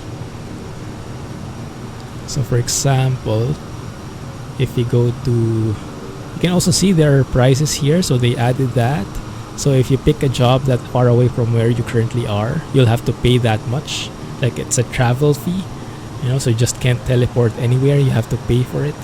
So for example, here in the Philippines, or let's go to Malaysia, right? Malaysia here, and then search this region.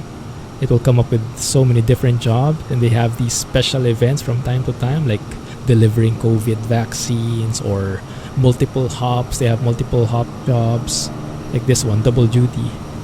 So you take some load here and then you drop it off there in two different airports, those kind of things. And then you can filter it off depending on what plane you're flying. If you want to limit it based on distance, length of the runway, what kind of runway it is, how many legs the jobs are. You can even go for like Coyote. So they have like 3 companies in this. Clear Sky is like the normal job. Travels is more on the touring, sightseeing, like what we did in the Appalachian. And the Coyote is actually like the black market kind of thing. So with illicit goods and something. So this one requires some more cunning stuff, like staying below 1,000 feet, keeping your lights off, those kinds of things, I think. Not so sure, I haven't tried it much. Smugglers, exactly. Yes, exactly. So I haven't tried it much. So they have this, let me go inside of it. Yeah. So they have this like karma system. See here, I have plus 42. I think that's the maximum. They really like their 42 number. So it can swing either way depending on the jobs you choose. And some jobs are only unlocked at certain karma levels. The reliability score is also there. If your reliability is high, you get better jobs. If it's low, you get poor jobs, poor paying ones, things like that. Seeing now that we have, let me see.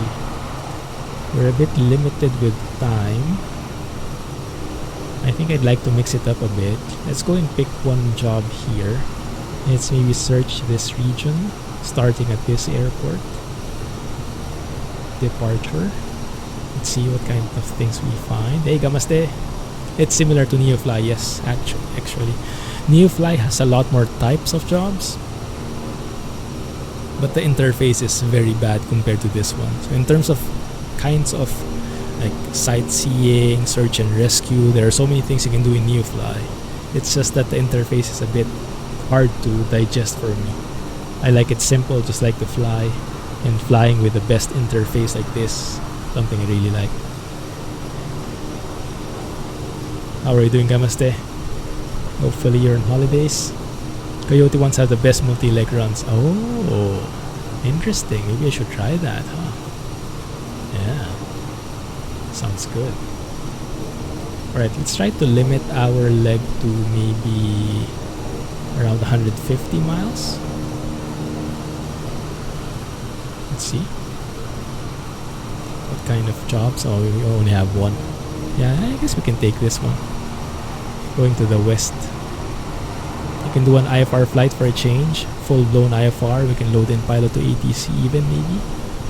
Yeah, let's take that. Let's plan it out. Okay. Let me close the doors here just for better insulation. Is this a bit loud at the moment? There we go. Oh, nice and quiet. Thank you. Alright. And it's loud again. No, that's okay. So if we put little nav map here. So if we go for a new flight plan, start off here in Gettysburg. Whiskey 05 to Golf 05, right? Go with that. Maybe let's get some music as well, just to fill in the gap. Simworks Kodiak. Yes, Simin. Oh, James, I should say. Simworks Kodiak, indeed, the updated version. Do you have it as well? That Kodiak is loud. Alright, so that's how it looks. Let's maybe go and switch to Google Maps default, just so it's easier to see. Look at all those AI planes created by AIG. We have someone here. Boeing 737 Southwest Airlines from... Oh, well, we'll for sure see those guys in a bit. Alright, so Finleyville. Looks like the weather is not the best here in Finleyville. Let's have a look at this nearby thing. IFR. Variable 6 knots. So it's not really in terms of wind, it's the visibility. 4 statute miles visibility. Broken at 600 feet above ground. Ay, ay, ay. Overcast at 2,600. And Finleyville does not have an IFR approach. Well, it does not have an ILS. Yeah, and there are no procedures. So there is no IFR approach into Finleyville. Dang it. That might be tricky, guys. We might have to divert to Allegheny County. Yeah, let's make this as an alternate, because it does look like it has 2 ILS approaches in here. Runway 28 and 10. So yeah, let's do this, but let's have an alternate in mind and we'll think about it. Okay. In terms of flight plan, we can use little nav map to calculate for us. In terms of what kind of elevation would we want? Not really quite sure. Let's go for 14,000 feet. That will get us good economy. Maybe that will get us above clouds. We'll see. 14,000 feet. And we'll do the flight plan calculation. Like so. That will take actually 1 hour and 14 minutes. Let's have a look at those legs. Yeah, that should be okay. That should be okay. Let me load in pilot to ATC here. So you get some nice IFR flight. Stream title is actually what brought you in. Thanks. That was my goal for people who are interested in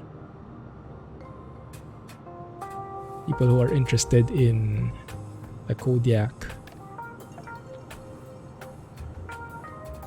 to join the stream.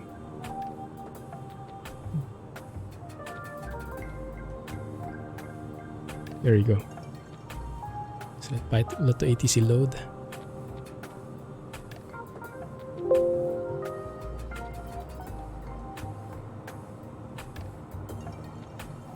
Or, one second, so I'm thinking,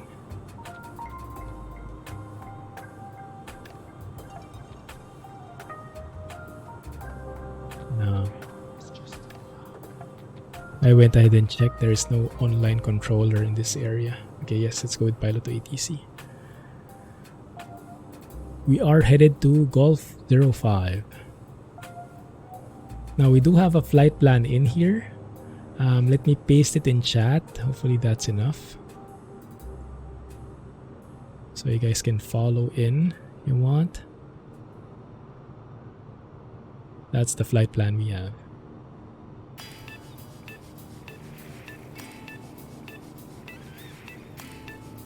Okay, that's looking good. Let me move that here. In terms of fuel, we'll need 812 pounds, so 38% of usable fuel. That's already with buffers. I set up my own little nav map performance for this plane. I recorded a simple flight and then tuned those numbers. So 50% of fuel should be more than enough. Good. Pilot to ATC has loaded. Let me see if that's working. Yes, going IFR now. Going IFR for a change, just to mix it up a bit. This is Amazon Polly, US English, Matthew, Standard. I will be your ATIS voice for the flight. So far so good, that's working. I test the with Amazon Polly voices. Sometimes they're hit or miss.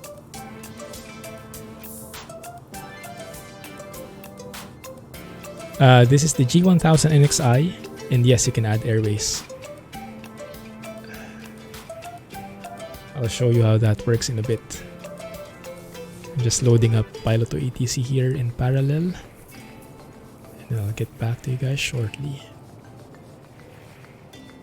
What is the call sign for the Kodiak, guys? Like, if someone flies a Kodiak in the US, how do they call themselves in ATC?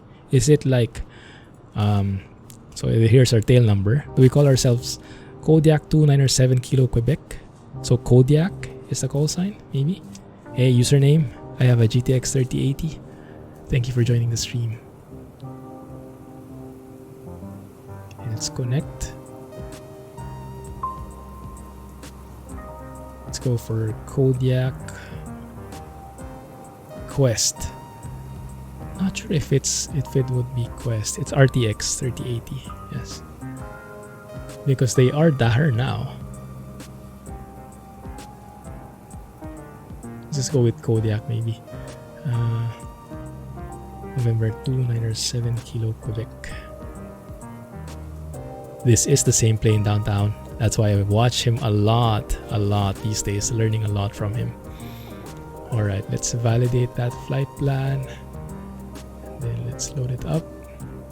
I play in Ultra and then I tweak some settings. It's mostly Ultra though, yes. Runway 06. And then a visual for runway 14. Okay. Do we have... Okay, we don't... This is an uncontrolled airport, looks like. So we don't really have...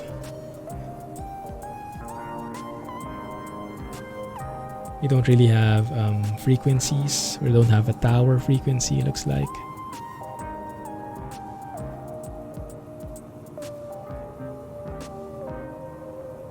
Let's see, huh? Yeah, we don't have tower here. So we'll basically be talking with center, getting our IFR release and whatnot. Little nerve-wracking though, he's super fun to watch and very educational. Yeah, that's how I spend my time. So these days, trying to learn as much as possible. Okay, let's see. Let's go ahead and do that job. Did I accept it? I did not. Let's go and accept it. Save, begin. Begin. Alright, what is kaolin and clays? You guys know what that is? I missed the reference. Alright, so let's load up the plane.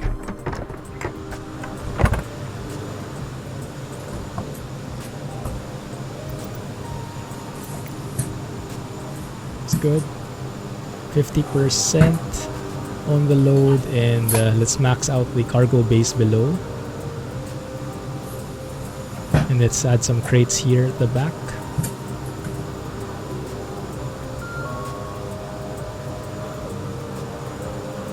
That should be good, I think. Let's have a look at the CG.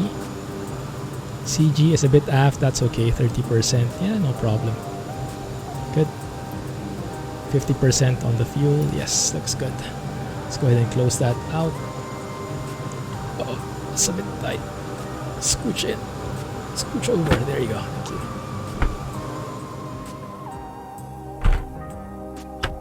Lock that in. Off we go. Alright.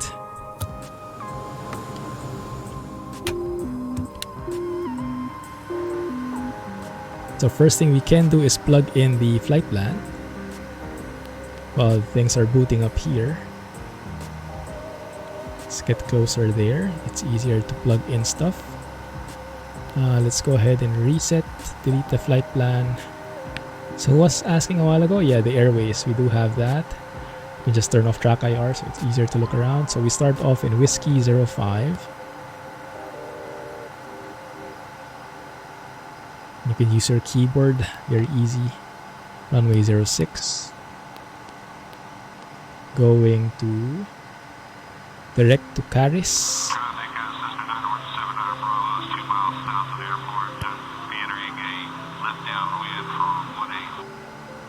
I think we turn off the music. Caris. Those boxes don't look tied down. That's a good point, Game Theorist. That animation might need to be changed. That model, rather. That doesn't look secure, huh?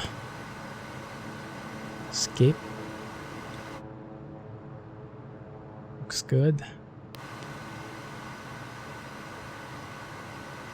Then on to Amish.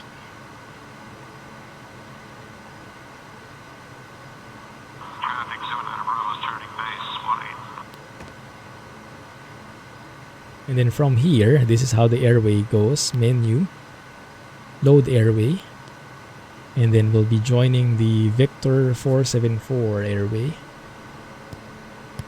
there, and we'll be exiting on the next one, St. Thomas VOR, Tango Hotel Sierra. Tango Hotel Sierra, that one. Yes, load it up.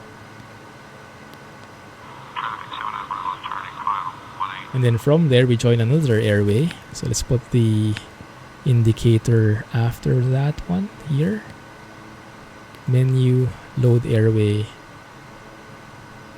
Victor 469er. That's the guy. All the way until Johnstown VOR. Juliet Sierra Tango. Juliet Sierra Tango. That's the guy here. So in terms of the sequence, it states Yidus and then Johnstown. Yes. Looks good. Load it up.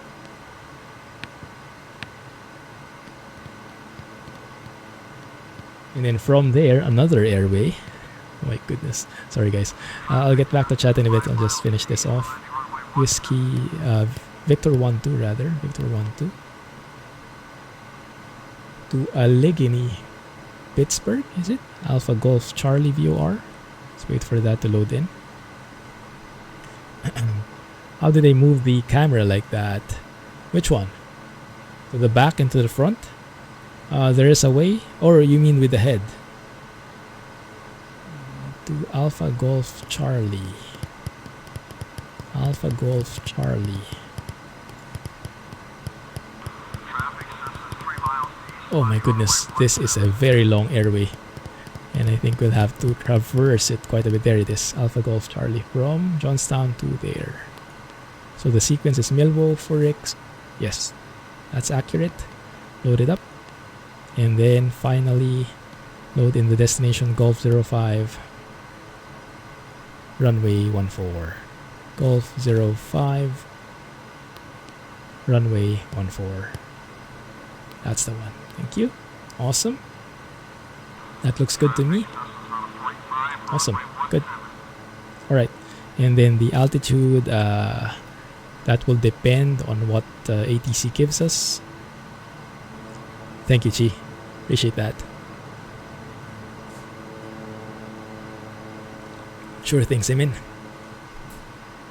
Alright, let's go and get our IFR clearance from center. Let me tune into center frequency. That is... Okay, yeah, we do have ATIS, I think. 126.37. Let's see if that works. 126.37. Not that one. 126.37. You know what? I can plug in ATIS on COM2. I think that would be better. So we can test the G1000's features as well. 132.2.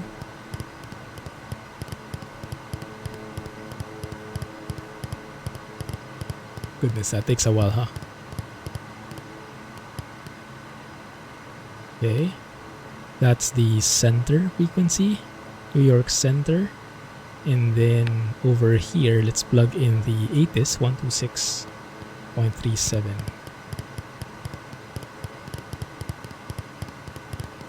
Oh. And then we'll have to switch it on later. 126.37. Move that here so you guys can see. And then let's switch to COM2. Does that work? I have to also enable COM2 mic so pilot to ATC will notice it. There we go. Gettysburg Wriggle Information Whiskey, 155 Zulu. Local weather not available. Weather at Carroll County Wriggle Poagus winds are 171 at 5 knots. Visibility 10 miles. 4,200 broken. 5,500 overcast. Temperature 8, dew point 3. Current altimeter is 29080. Arriving and departing runway 24. So no local altimeter. Whiskey, 155 Zulu. Local weather not available. Weather in Carroll County Wriggle Poagus winds are 171 at 5 knots. Visibility 10 miles. 4,200 broken. 5,500 overcast. Makes a bit of sense, right? Dew point 3. Current altimeter is 29080. Arriving and departing runway 24. Yeah, it's close enough. But the altimeter, I'll keep this one because this seems closer to the airport elevation. That should be fine. Okay, looks good. Alright, let's go and request. Let's go to center. 132.2, that's right. Let's go and request for our IFR clearance. I'll have our co-pilot speak here so he can understand us better. Kodiak 7 Kilo Quebec ready to copy IFR clearance. Kodiak 7 Kilo Quebec is cleared to Kilo Golf 05 as filed. Expect departure runway 06. Climb and maintain 5,000 feet. Expect higher clearances 2 minutes after departure. Departure on 126.82. Squawk 4062. Okay. Kodiak 7 Kilo Quebec is cleared to Kilo Golf 05 as filed. Climb and maintain 5,000 feet. Expect higher clearances 2 minutes after departure. Departure on 126.82. Squawk 4062. Kodiak 7 Kilo Quebec Redback correct. Contact departure on 126.82 for IFR release when number 1 for departure. Okay. Departure on 126.82 for IFR release. Kodiak 7 Kilo Quebec. 126.82.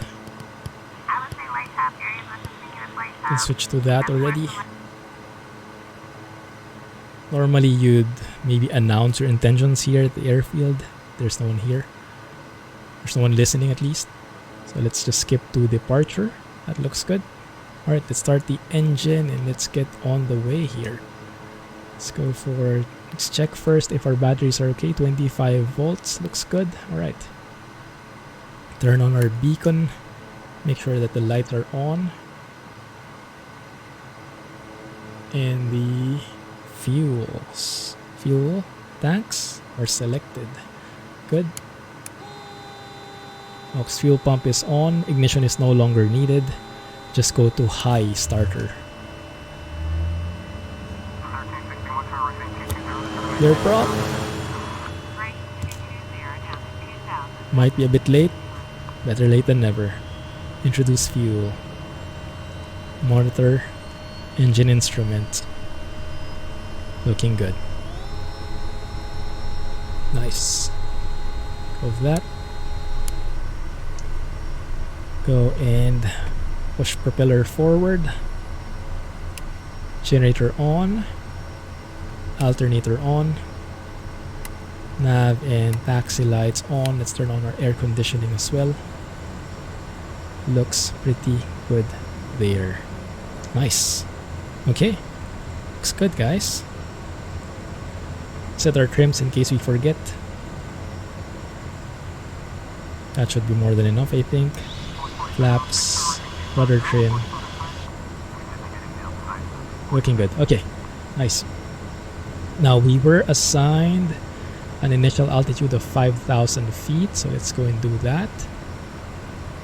And then it will be up to us to vector ourselves towards the first waypoint of Caris. It's going to be up to us. And then we'll report to center or to departure after we're airborne. But we'll request for IFR release when we're number 1 for departure. That's when we are here holding short of the runway and there's no one else in front of us. Right, so I'll go and set this up. Let's do our checks. Actually, you know what? Let's do that later after I get my IFR release. After we are cleared for IFR release. But yes, I think we can report that in now. So let's go and do that. Alright. Let's go and request that one.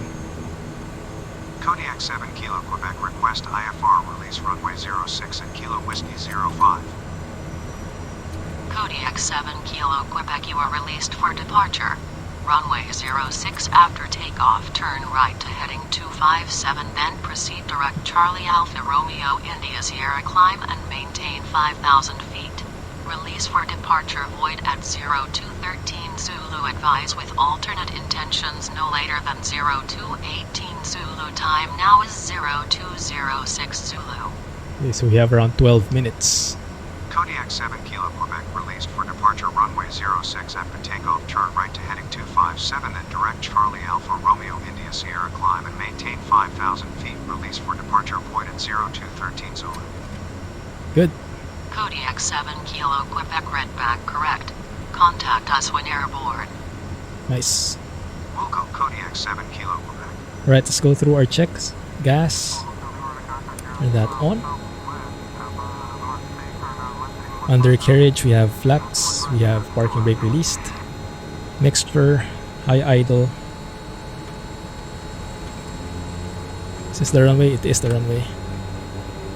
Propeller switches, strobes, landing lights to pulse, taxi lights off. Alright, off we go. Alright guys, see you in the air. Yeah, you're getting a move on as well. Thank you for waiting. Alright, let's do this.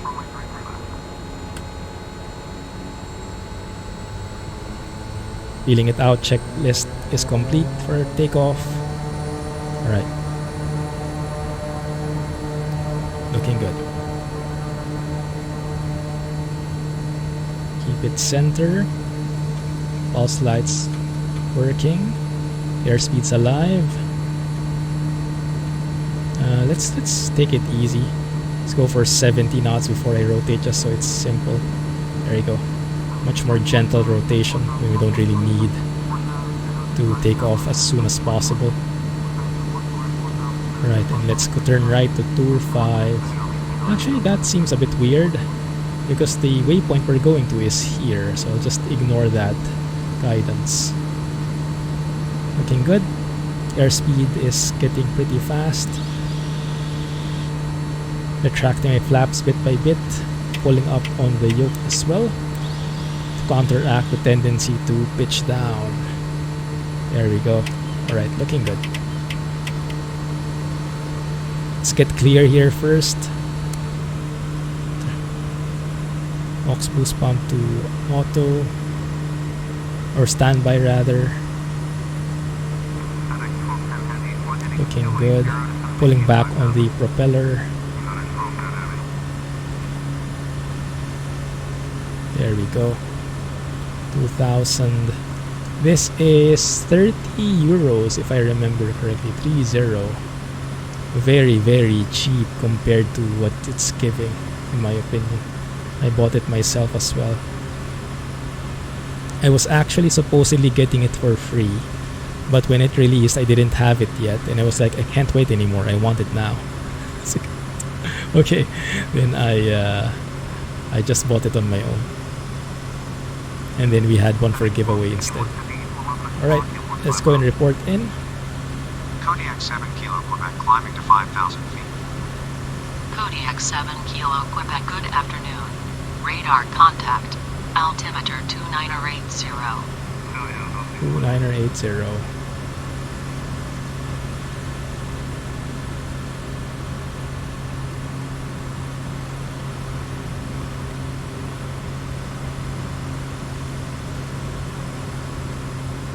One second, that's not working. Why is that not working? There it is. That was a bit late. Next leg.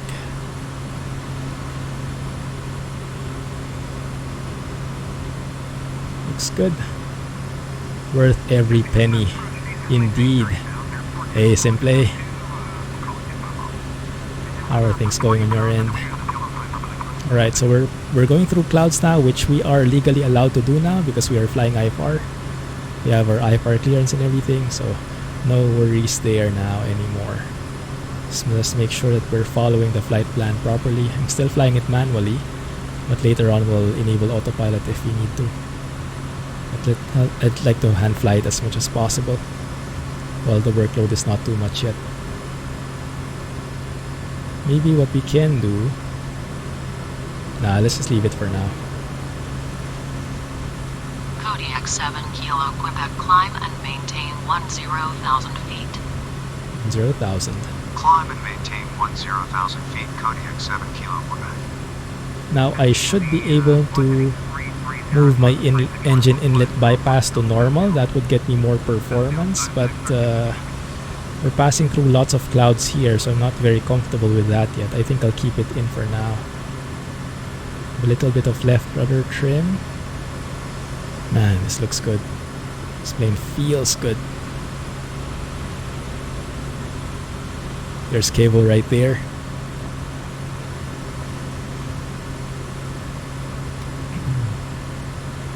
My goodness. Lots of crosswind though. So we're actually heading 341, but our track is around 360. Crabbing to the left. Climbing at around 100 knots more or less. Looks pretty good. Trim it out, trim it out. Man, that looks beautiful. This thing is pretty great. Flight Sim Builders G1000. Hey! That sounds perfect, man. Goodness, is that like the full-blown panel? Awesome.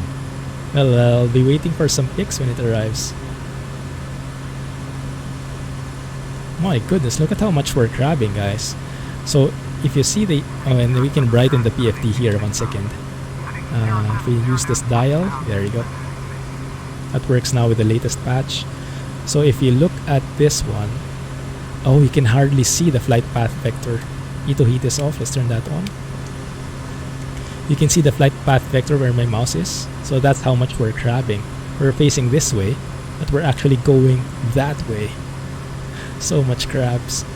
So much crabby feels. Now one thing I'm noticing is I'm not really following this very well, am I? Because this one is not following properly. We are in suspended mode. I see, that's why. There we go. That's weird. That was weird. Yeah. So where Kevo is, that's actually the right path here. and I'm the one that's lost.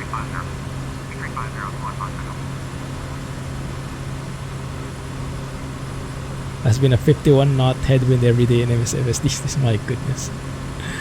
I deleted the folder adventure. I didn't uninstall it using the application. I just deleted the folder from my community folder. Oh my goodness, now this is cloud surfing, isn't it? Look at that.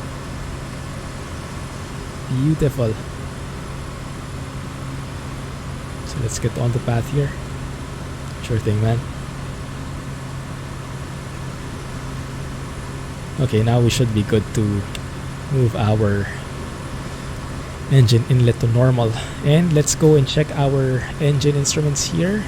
Looks like I can push forward my throttle a bit. We're not limited by torque, not by ITT, not by NG either. So let me push it forward around 101% NG, around 720 ITT. Yeah, that around there at that point. And then RPM, let's push it back to 2000 because I seem to have gone way below. Just pushing my propeller RPM bit by bit. There we go, 2000 RPM. Looks good. Alright.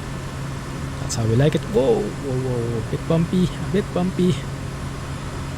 The clouds didn't like that much. Alright. Let's go ahead and join in here. There's Kevo, there's Brick. They're way in front of me now because I messed up. 1 second, there you go. Yeah. It's a bit heavy.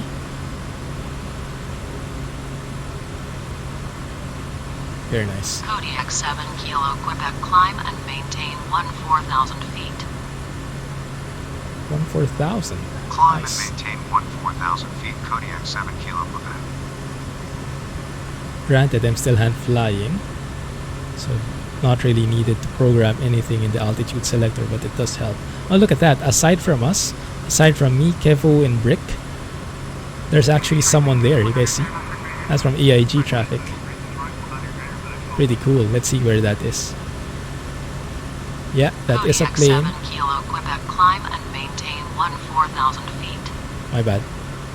Brickyard. Climb and maintain 14,000 feet. Kodiak 7 Kilo Quebec. What airline is that, guys? American Eagle, Embraer 175. Yeah, from Philadelphia to... What is Kilo Charlie Mike Hotel? Okay, and we should be able to turn off our lights now. Yes, landing lights at least.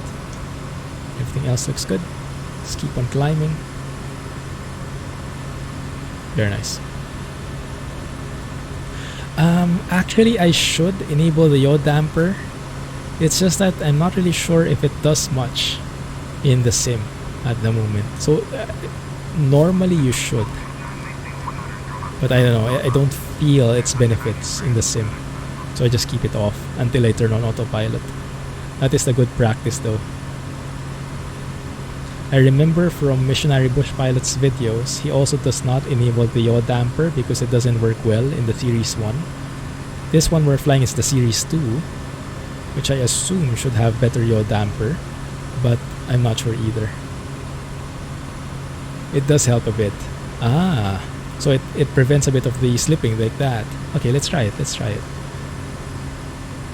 There you go. Maybe I should add that to my flows, huh? So it removes the slip so I don't have to step on the rudder manually when I turn abruptly. Thanks for the tip.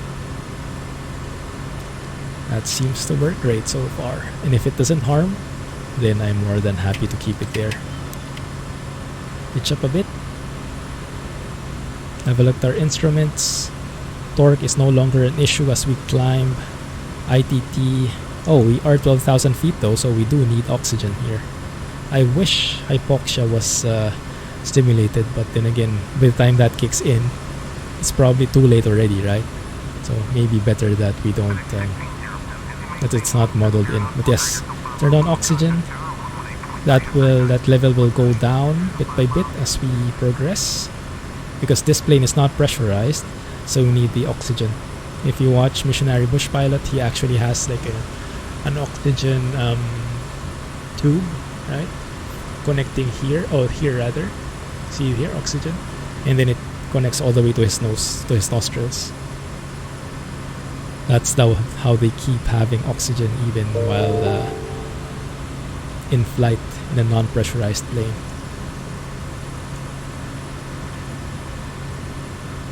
Right, not the best at following this flight plan.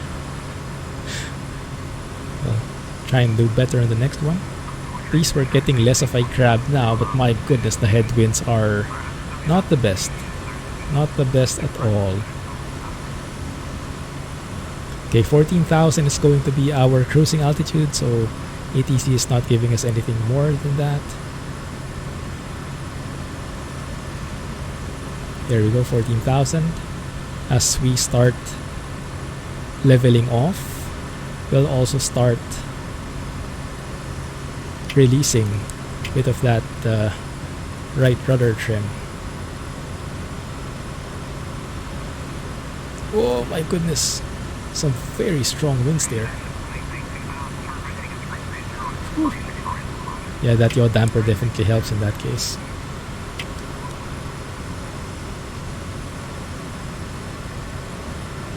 Good. Very nice. Okay, I just want to make it level. I just want to follow the flight plan properly, and then when we do, we'll enable autopilot so we can go outside and get some nice shots from above. Very different flying, right, from the visual flights we've done initially. It's nice. This is how how do you say, how flexible this plane can be. It can go flying on the roughest of airstrips, but at the same time it can also follow IFR procedures and fly IFR properly. How far are we from the destination airport? That is a good question. I can check out the track miles in a bit. ETA is around 1 hour though, so it looks like we'll have to extend the stream. Dang it. Sure thing, adventure. Yeah, sure thing. Alright, there it is. Start turning on the flight director. Go to nav mode, and then let's go to the selected altitude so that Alt S engages. There we go. So now we can follow the flight director. So even if I'm hand flying it, we have proper guidance on where we need to be at to follow the flight plan properly. There we are. Now we can start picking up some speed.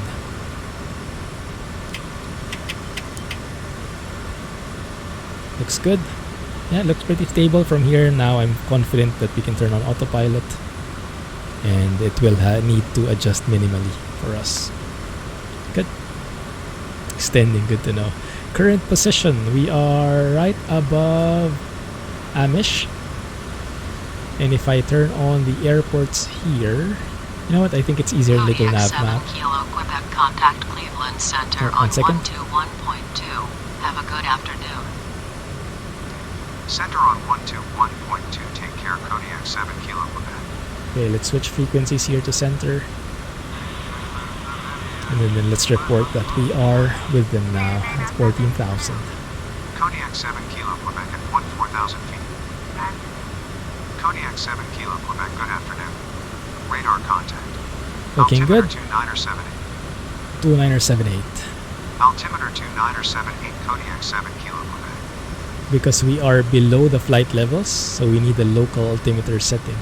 So it's good that ATC is providing that from time to time. Nice. Alright, so let's go and check that in the map. Where could we be close? So we do have some airports that are nearby. I think a good one that is on the way. Let's go for normal levels here. There's one here. If you start in November 6-8, we're right there, or maybe somewhere here in the area. Let's see. Here might be good. Greater Breezewood. Papa 17. I think. Do I hear something? I hear something off my left.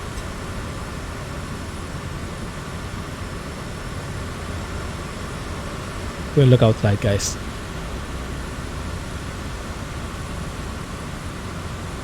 Oh, there it is. Yeah, that was brick. Hey, awesome. There's chute behind in the caravan.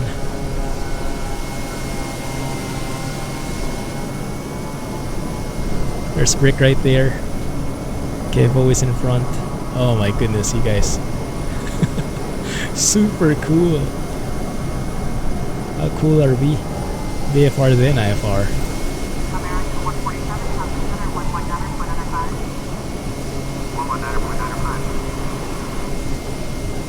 Chute is at 14,000 feet as well. Kevo is at 13. Break is at 13.6. I think they're getting close to 14,000 too. What ground speeds are you guys getting? Let me see if I can push this further. Let's see, ETA 1 hour 6 minutes. Let's see if we can push this. No, I can't push this further because you can see NG at 101.2. So you have 3 limiting factors in a turboprop plane. Let's turn off the rack IR here. You have 3 main limiting factors in a turboprop engine. We have the torque, you have the ITT, or you have the NG. Torque is how much power is being produced by the engine, right? So you don't want to over torque the engine, otherwise it cannot sustain that level of force. ITT is the internal turbine temperature, so it's basically the temperature inside the engine, and you don't want that getting too hot. And the NG percent is, I believe, how I think it's how fast the turbine is spinning. Might be, yeah. It's different from the RPM because this one is the propeller RPM. Fact check me there if you know that better. But those are the 3 limiting factors. When you're on the ground, it's way easy to over torque the engine. But as you climb, that torque would go lower and lower, and you can see we are so far away from the red line. It's not a factor anymore. What is a factor though, the ITT also, it also gets colder as you get higher, right, from the surface, so that's not an issue either. But you can see the NG is our limiting factor now here, 101.3. At most it's 101.6, I think. Let's push it forward and see at which point it complains. 101.6, yes, is where it complains. So I can only push it that much. So this is actually the safest speed we can maintain. And this is not very fuel economical, but this is the fastest and safest.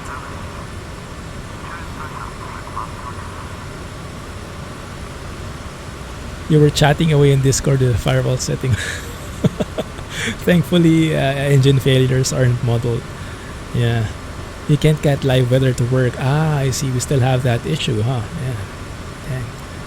You have 82 knot headwind. Goodness, 100 knot ground speed. For me, yeah, I'm almost the same, 106. Yeah, same with me, 82 knot headwind. Not the best flying in this direction, huh? Yeah, we're close. We're close, shoot. Yes, 104. Okay, I'm at 106, 107. Not the best for flying to the west today. Hey, Breeze Wind. How are you doing, man? Amazing photos you've been sharing in Discord. Thanks for sharing them in the SWS Discord. Love those shots.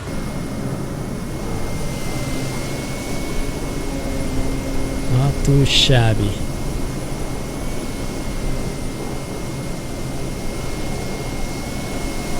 Ah, beautiful.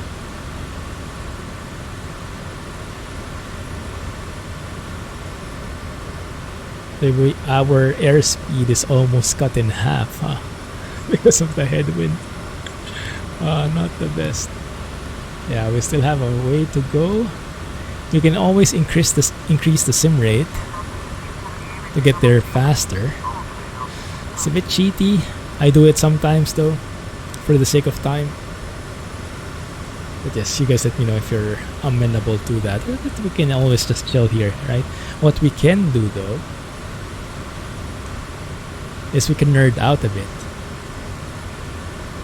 Because, if you guys remember, I do have this POH. I'm not sure, I can't remember which theories this is for.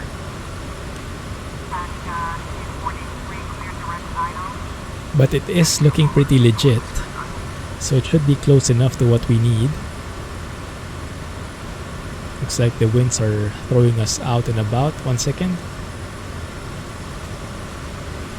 Looks like we have some plane there as well. Do some plane spotting first. So if we look to our, this guy, Brickyard again. What is Pittsburgh? To Kilo Delta Charlie Alpha. Is that, that looks familiar, that IKO. Is that in Washington? Maybe, you guys let me know. Yes, Brickyard. It's a Embraer again, I believe. Embraer 175. Oh, where is he now? I think he passed us. He was not that far away from us. Okay, cool. We are catching up bit by bit to Brick and Kevel. But yes, let's get back to the nerdery. Because what I want to do is I want to compare the cruise performance we're getting right now versus the chart. Because there is a chart here. Let's see. Cruise performance, you can see all of these depending on the altitude. And pressure altitude right now, it's not really 14,000. Because pressure altitude is determined by the altitude you get when your setting is 29 or 9 or 2. So it's not really 14,000, it's a bit higher. Our pressure altitude probably, right? Yeah, it's probably 14,000 something. But for the purpose of this one, I think it's close enough. So let's see. Ronald Reagan, there we go, Washington, thank you. That's the one with the... Is that the one with the river visual? I'm mixing stuff up. Might be. Okay. Alright, so we have 82 knots headwind. It's -7 outside. That will be an important factor. Let's go and check the cruise performance at 14,000 feet pressure altitude. -4 would be somewhere in between these two, right? Actually, sorry, no, not these two. We are at 2,000 RPM, so we do follow this one. Let me zoom in there. So 2,000 RPM, somewhere in between these two. And our torque would be... Oh yeah, look at this. The ideal torque should be around 1230 to 1340, somewhere in between. So maybe around 1200. 1280 maybe. Weight is 6750 and it's normal. I think we're a bit lighter than that. So it won't really get it exact, but it should be close. So let's have a look at our torque. Let's have a look at our torque here. We are at 1436. That's a bit too high. Let's pull it back just for the sake of the cruise chart.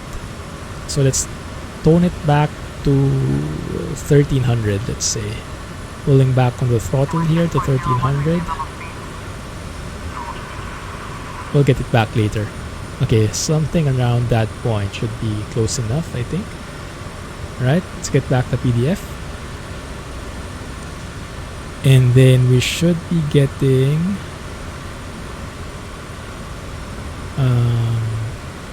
fuel flow should be around 280 to 304. Oh, look at this, guys. Fuel flow is 286. Looks close enough, right? Between 280 to 304, and we have it at 286, so that looks pretty close. And our true airspeed should be somewhere from 173 to 177 knots. 173 to 177, what are we getting? Oh, we're still pretty fast here. We are starting to bleed it off though. Yeah, because we came from a high torque. Let's give it a couple of minutes to stabilize. That means I will be falling behind these guys though. But for the sake of nerdery, let's do it. Let's get back the PDF here. Is there a Mac cruise performance? There should be something, I think.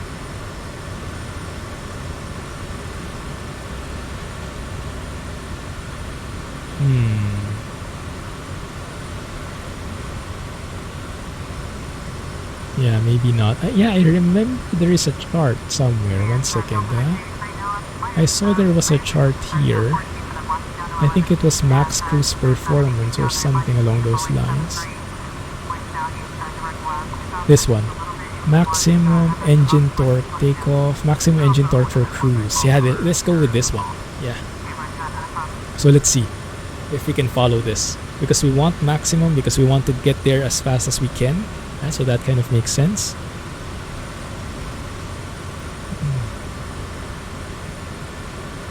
So condition would be 2200 RPM. Okay. So we max out the RPM in this case. No, but I want...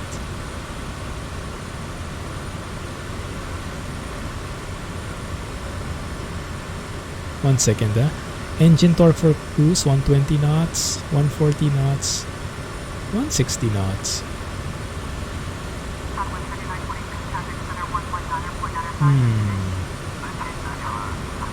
Not sure how you can do that. Might be limited based on the altitude here.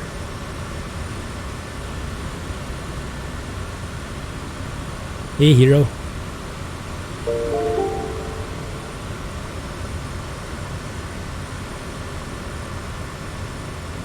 Adventure, I think, will be joining. I'm not sure if he's here yet. Oh my goodness, the weather doesn't look too far in front, Kevo. How are you doing there?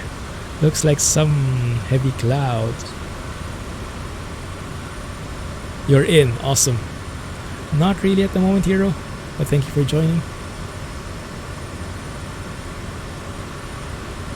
Yeah, those are the clouds I'm looking at. They don't look friendly. Well, gladly, Kevo is in front of us, so he'll lead the way. And if we suddenly see him disappear from view, maybe that means it's time to turn back.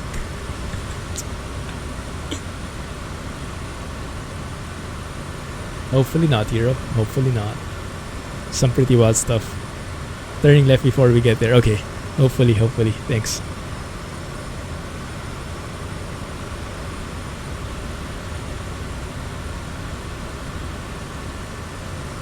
Yeah, cruise performance. Let's just go back to cruise performance. I was hoping we could use that engine torque, max engine torque.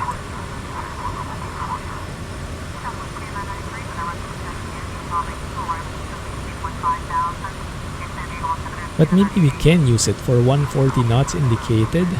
Let's try it, just for science, right? So let's try and read this.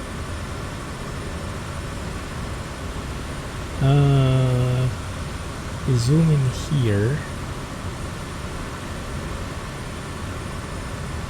Outside air temperature is -4. Let me double check. It's -7 now. Sorry. So -7 is around, what is this? 2, 4, 6, 8, 10. So around here where my mouse is. Around there. And then our pressure altitude, is this pressure altitude? Is 14,000 or more or less, so it should be around here.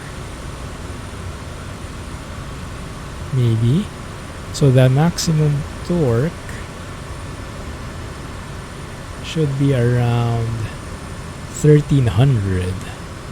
That doesn't sound right though. Yeah, that doesn't sound right. Maybe only for 140 knots. Let's go and check 160 knots. Doesn't make much sense. No thanks, hero. I'm good, thank you. 70 night. Yeah, we're not that kind of people here, unfortunately. We're a bit more on the serious side, less fun people, more nerds than people who like people crashing. Who like looking at charts and numbers. Wind is killer 82 where you are. Super crab. Oh yeah, you're right. I don't even see my flight path vector anymore. Let's have a look outside, see how much crabbing we are. If we look here at our back, that's kind of hard to determine, huh? Yeah, it doesn't seem that bad yet. But maybe later when we turn. Oh yeah, the flight path vector is not right there. Right there.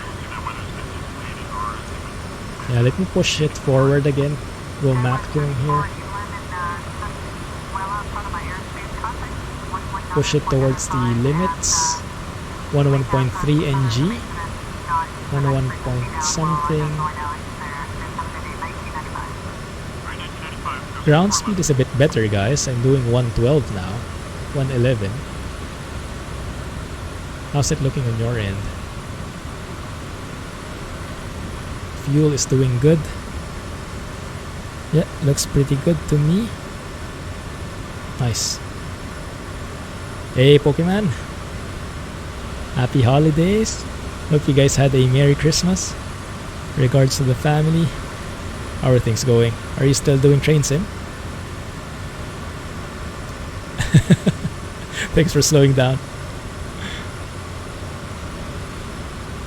It's okay, you can lead the way so we know if there's something up. I'm doing 119 at the moment, so I should catch up eventually. You're doing 98. Oh my goodness. Fly Money is not doing the best. 1 second. Is the Caravan slower? Yeah, the Caravan is a bit slower, right? Because it's bigger. You can carry more, but we have the same engine. So you tend to be a bit slower.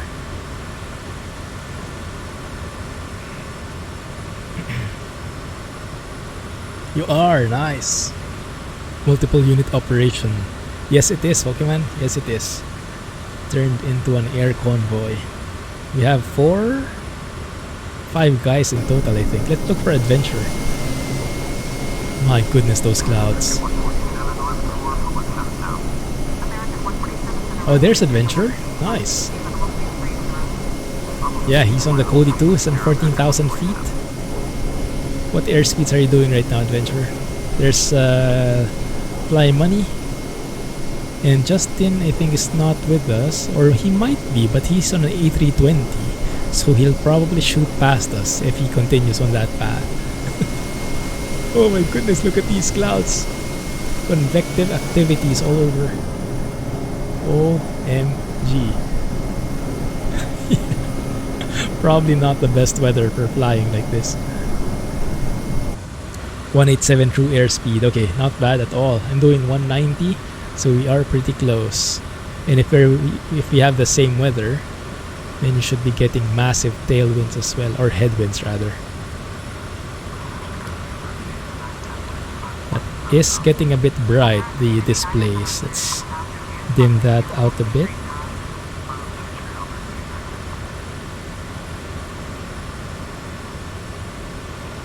Something like that. Yeah. It's good. No worries, Pokemon. No worries. Glad enough that you joined the stream. Happy training. That can be very addictive quickly. Nice way to pass the time. So, 1 second. Let's see. Oh yeah, Adventure was asking a while ago. We have ETA of 43 minutes. This G1000 is very powerful. We have ETA of 43 minutes. So that's to the destination. We can also change some of these things. Change these into the distance to go. 1 second, let's try that. So if I move it to the right here, use the big knob, we should get all these options, right?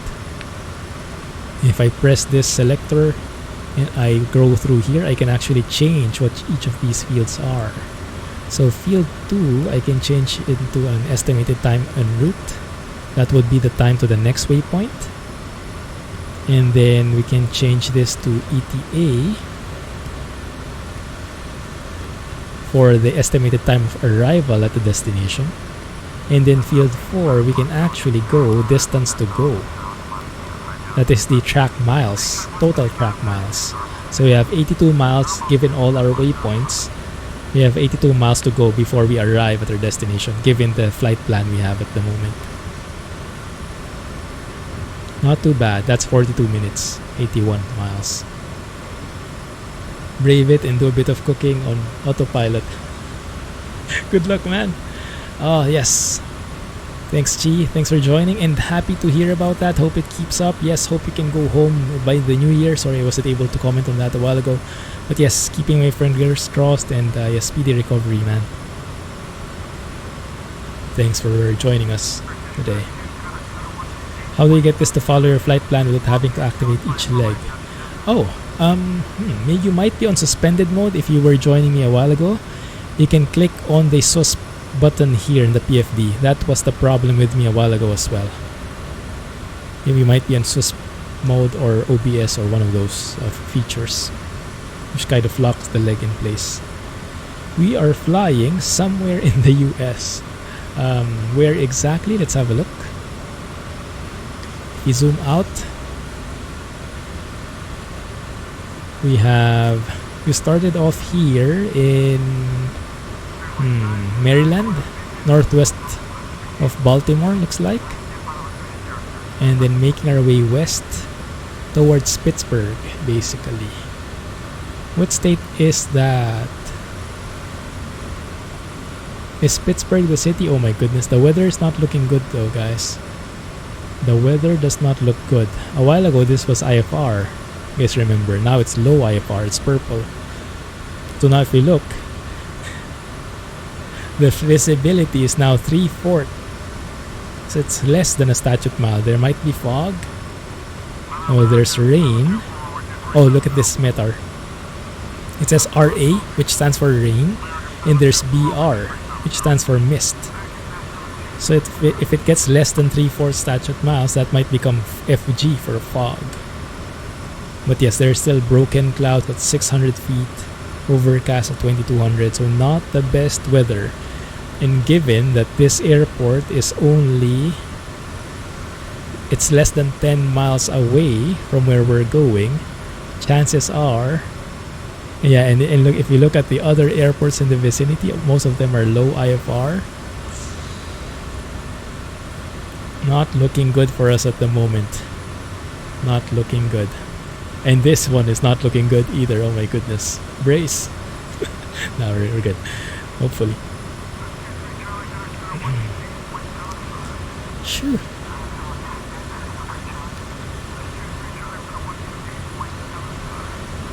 Start looking around. Guys want some wing views? Not too shabby, right? Point of view from a box. But yes, who was it who said that? I think it was Game Theorist. It seems like we don't have these properly strapped in, which might be very dangerous from a plane perspective, right? That's not something we would want in a plane, because if you get into turbulence, we do have some straps here, so it would get blocked in a way, but it does not sound very safe with them being loose like this. I would imagine they should be fully strapped in. Yeah. Train seems so tame compared to this. That's very true. Yeah. That is not the... It's a bit stable with train in comparison.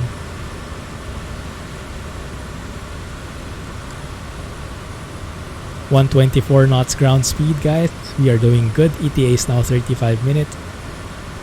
We're past the... Oh! Kodiak 7 Kilo Quebec, contact Cleveland Center on 128.45. Have a nice day. 12845. Center on 128.45, Kodiak 7 Kilo Quebec. 12845.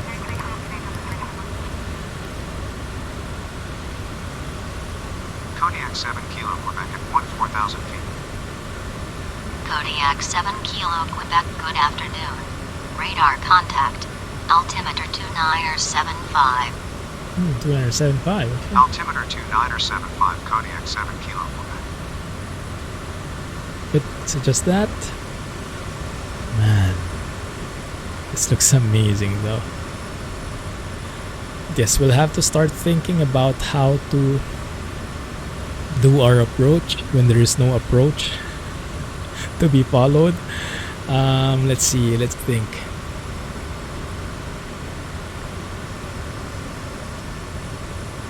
Let's get the nav map in here. Let's have a look at this airport, Finleyville. Yes, the closest one is 7.5 nautical miles, so it's basically displaying the weather here at the Allegheny County.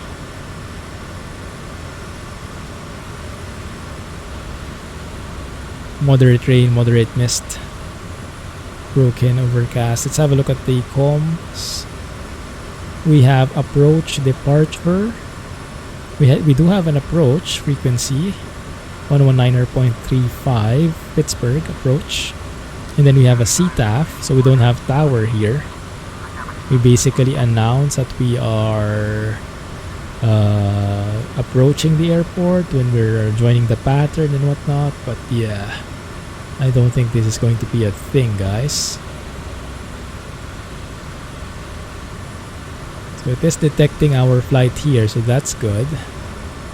But yes, I might have to change the weather or land in an alternate. Now it does seem like where we are at the moment is somewhere here. It does seem like the weather here is a bit better. So what we can do is probably, maybe we'll need to reroute, guys. I don't think we'll want to land there with no IFR approach and with low IFR weather. I think it's better if we land somewhere here with marginal VFR. That's what the blue indicates. If we can schedule that as an alternate. I'm not sure if I can do that with Pilot to ATC actually. Alright, man. Enjoy your holidays. Thank you for joining us for the flight. Catch you next time, adventurer. Yeah, I know, right, Kevo? I don't think it's a proper way. I don't think that responsible flying if we continue that way. I think what we can do is stop here at Arnold Palmer Regional. Kilo Lima Bravo Echo. Let's use that as our new destination. Let's set that as a destination and let's change these guys. Yeah, let's do that instead. Let's go and follow the IFR approach, the ILS approach here. We do have an ILS 24. There is a bit of tailwind there, but that's the one that has the ILS. We do have an RNAV approach as well, which is more proper. And there is a procedure turn that is looking pretty tempting. A good test for the G1000 NXI. I think this calls for Navigraph. I'd want to see the chart. Study this one. Kilo Lima Bravo Echo. Kilo Lima Bravo Echo. Let's put that as the new destination. Let me type that here. But this is cool, having to think about weather, right? Having to really weigh our options, just like in real life. That's the way we want it for simulating stuff. Alright, let's see. So the airport is this one. We have an 8,000 foot runway, no problem there. 06 and 24. Approach wise, we have an ILS 24, RNAV runway 6. RNAV, is this an LPV approach? It is an LPV approach, so that's good. Yes, let's follow this one. LPV, guys, is localizer precision with VNAV something. So it's basically like an ILS, but using GPS and augmentation, wide augmentation system, something this, the WAS, right? So using towers to triangulate the position in addition to GPS, that makes it super accurate, as close sometimes even more accurate than an ILS. So yes, we can follow this one. Let's go with the RNAV runway 6 approach. RNAV 6 approach to the Kilo Lima Bravo Echo airport. Do you have an FBO there in on air? We might have. Palmer Regional. I have not been here before though, I don't think. But yes, I wouldn't be surprised that this is one of those airports that Bunky, Perfect, and the others have been scheduling. By the way, Downtown, we are planning on something. If you could chime in Discord when you get the time. We are planning to liquidate the VA and start a new one. Because there have been some new rules in on air and our VA is now outdated, unfortunately. Okay, 1 second. Let's go check this out. TAA 13 nautical miles initial approach fix. Retab, okay.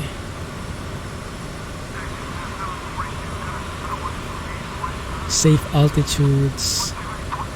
No procedure turn from there. But we are coming from the northeast, so we are doing the procedure turn. Okay. Yes, makes sense. And then over here, the safe altitude for us would be 4,900, 30 miles out. And when we are 10 miles out, it's 4,000. So don't go below 4,000. That's going to be a good first step. And actually, yeah, 4,000 is the initial approach fixed altitude here at VTAB. Both the procedure turn and the inbound course as well. And then after VTAB, we descend to 2,700 to Arnie. That's where we will be intercepting the glide path, and we'll be descending on a 3-degree angle from there to the runway, which is touchdown zone elevation is 1,199 feet. Okay, and then missed approach would be 4,200 feet climb direct to Igosi, yeah. Climb to 4,200 and then hold there. Okay, looks pretty straightforward. Let's go ahead and plug that in. Let's go direct. Actually, I'm not sure how to program that with Pilot to ATC. Unfortunately, I'll have to close this probably. Let's see if I can request. Yeah, I don't think so. I'll just cancel that. Sorry guys. Let's get rid of Pilot to ATC for now. Instead, let's go a direct. Let me go one first. What I'll do is I'll go to we're turning. Okay, let's go to heading mode first, like so. Heading mode. Right, there you go. So that whatever I do with the flight plan, it won't change. It will just basically be flying on a straight line. Kilo Lima Bravo Echo, that's the airport, Arnold Palmer Regional. Let's go activate that, but before we do that, let's go procedure and let's go for select approach. It's going to be the RNAV GPS 06 LPV. Glad that that's being mentioned specifically. Let's go for the VTAB initial approach fix. Let's do the procedure turn. Yes, so that is there. Perfect. Let's go and activate that. Awesome. And in terms of flight path, where's the top of descent? Top of descent is getting close. Okay, that's good.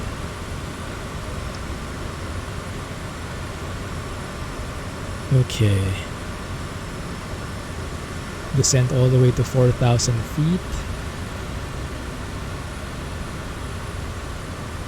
Go to nav mode. And let's go ahead and enable VNAV so that when the time comes to descend, can go ahead and plug that in. I'm not sure if it's bugging out. Oh no, it's working. It's working. There it is. There's the vertical path. Nice. Might be a good idea. We do have an FBO. Nice. Awesome then. Yes. Going home to one of our homes. Awesome.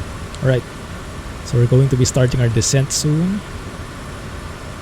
Now what I'll do is I'll actually turn on the standby attitude, because for some reason, look at this guys, there is a discrepancy. We actually are over speeding at before 160 knots indicated. But here in the PFD, in the G1000 NXI, that's not updating. And I think the standby one is accurate. So there is still a benefit to the standby. Yes, I've gotten a couple of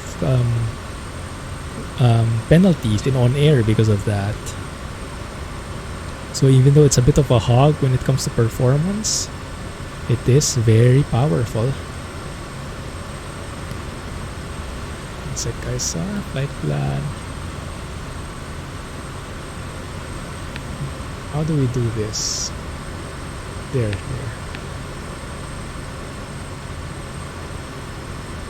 Look at that. What kind of entry is that, guys?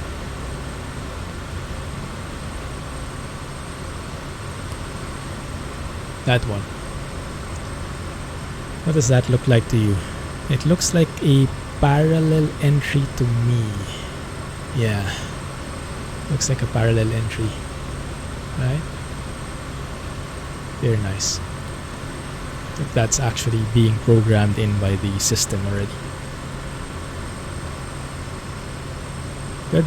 Alright, we're far away from the VMO, was it? VNE rather, sorry. Never exceed speeds.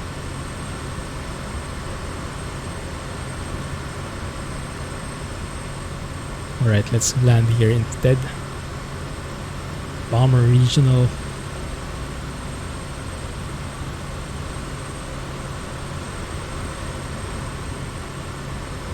How's it looking on your side? Who was the one cooking? Kevo might actually not be here. You might not know that we're rerouting. Oh my goodness, I think he's cooking. Yes, let's reroute so that we have a chance at landing. Yes, over here we do have gaps in the clouds. Oh, there's brick. Nice. It's actually behind us now. Oh, there you go. Thanks, Kevo. Glad you're here. Okay, and there's shoot as well. Alright guys, see you there. If the weather is actually not that bad, we can maybe think of a visual approach. We can cut the line instead of following the full approach. But the way these clouds look, I think that might not be the case.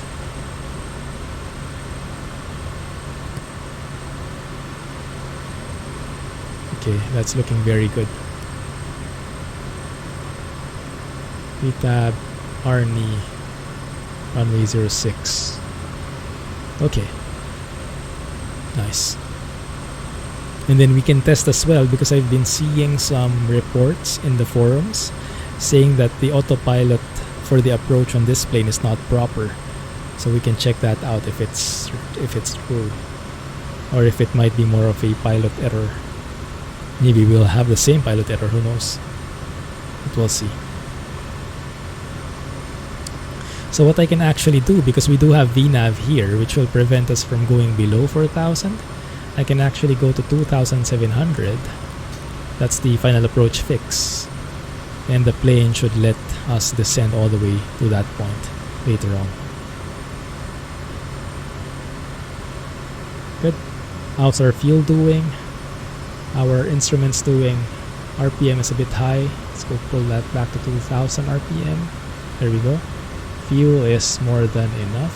Still in the green. I've landed with like 5 gallons of fuel left on each tank. So 10 gallons all in all. And the fuel was like one sliver away from the red line. In the Philippines. Cutting it close. Cutting it close. And I was using this the entire time, this one. You go to engine and then lean, I think. It's the wrong label there, but this one is very helpful, the endurance. You see how many pounds you have remaining in total, and then how much endurance you will be able to have, how long the plane will stay airborne given the current fuel consumption, the pounds per hour rate. So that was very helpful in that flight. I barely made it.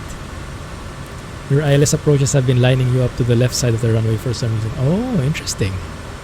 Yeah, let's see if with this RNAV maybe it's going to be better. We'll see. Okay, 11,000 feet. We should not need oxygen anymore. Let's turn that off. We'll turn on our landing light in a bit. Ran out of fuel leaving Mount Cook yesterday. Forgot to refuel. Did you have to do air refueling? Yeah, we've done that one time or another.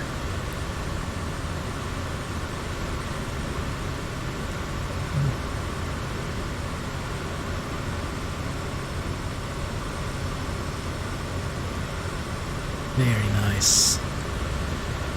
No passengers today, just boxes. Landed it perfectly in the frozen lake. Wow. Oh my goodness, that sucks.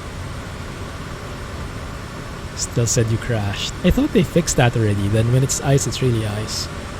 Maybe not for everything, huh? Goodness, I have zero visibility still. Looks like full on IMC, huh? Once we get into the clouds here.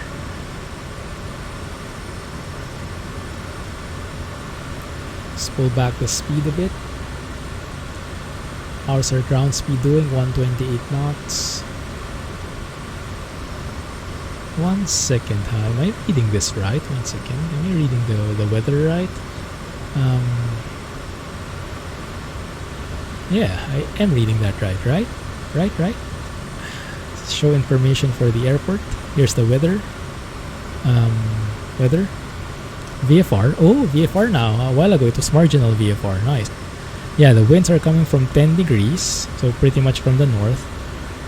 At 7 knots. So runway 06 is nice. Temperature 4. Dew point 4. Not the best. When those two are close, it's likely that we get some mist, some fog even. So we can see the visibility is getting lower a bit. 29064 altimeter. Let's go and set that up. 29064.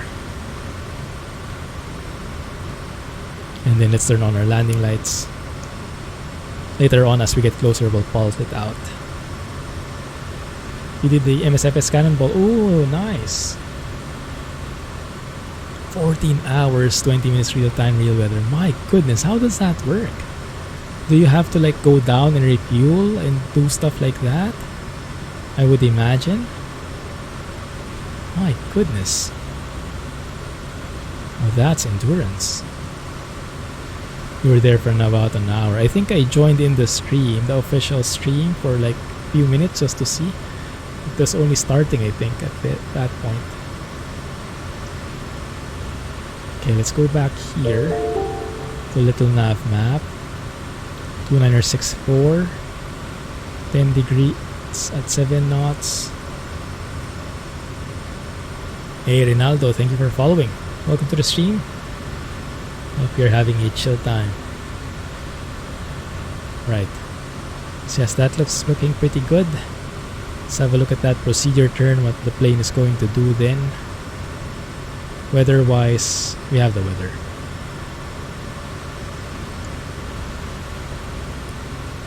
Yeah, that's a parallel entry right there.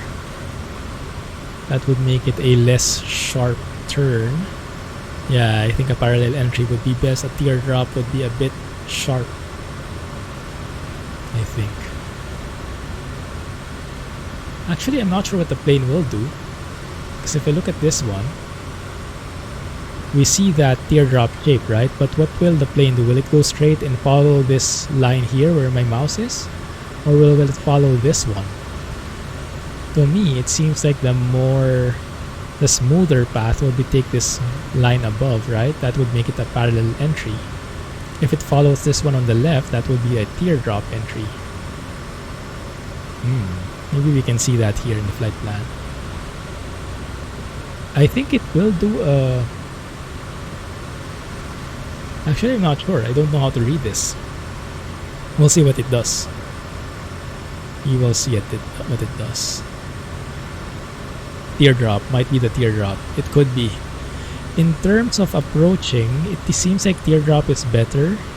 because we'll be lined up with the runway earlier, right? So that means we're more aligned earlier and we get more time to align ourselves and fix ourselves properly. So to me, teardrop seems better from that point of view, but the turn is a bit sharper, but it's still less than 90 degrees, so it shouldn't be too bad, I think. Oh my goodness, look at this. Engine bypass we might need. Engine inlet bypass in case we have some icing in here. Man, this Sindo, right?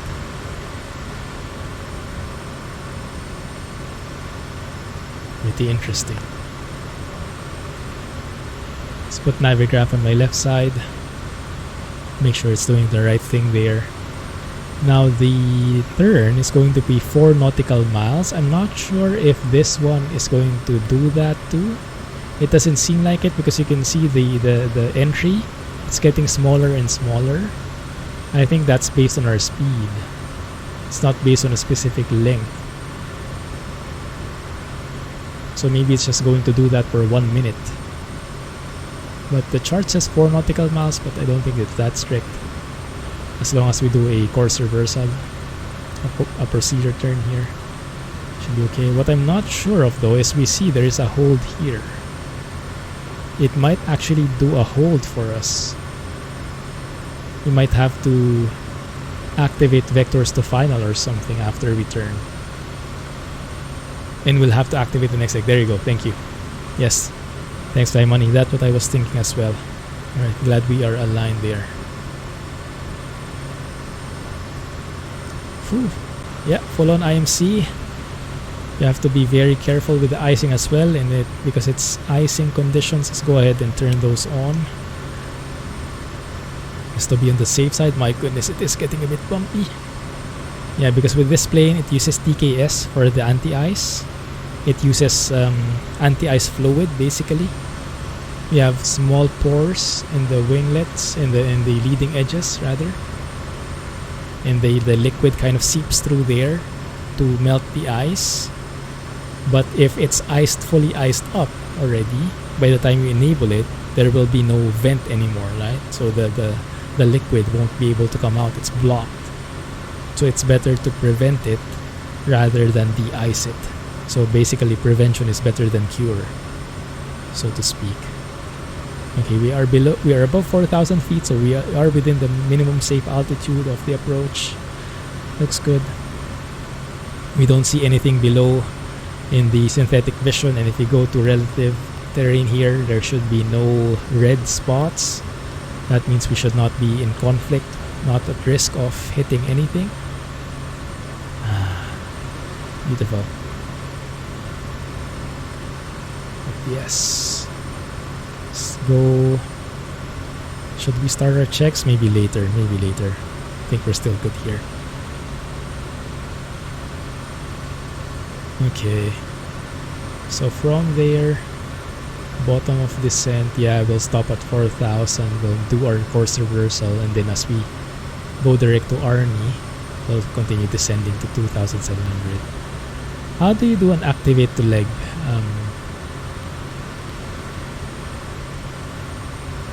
Should I maybe go to like... One second,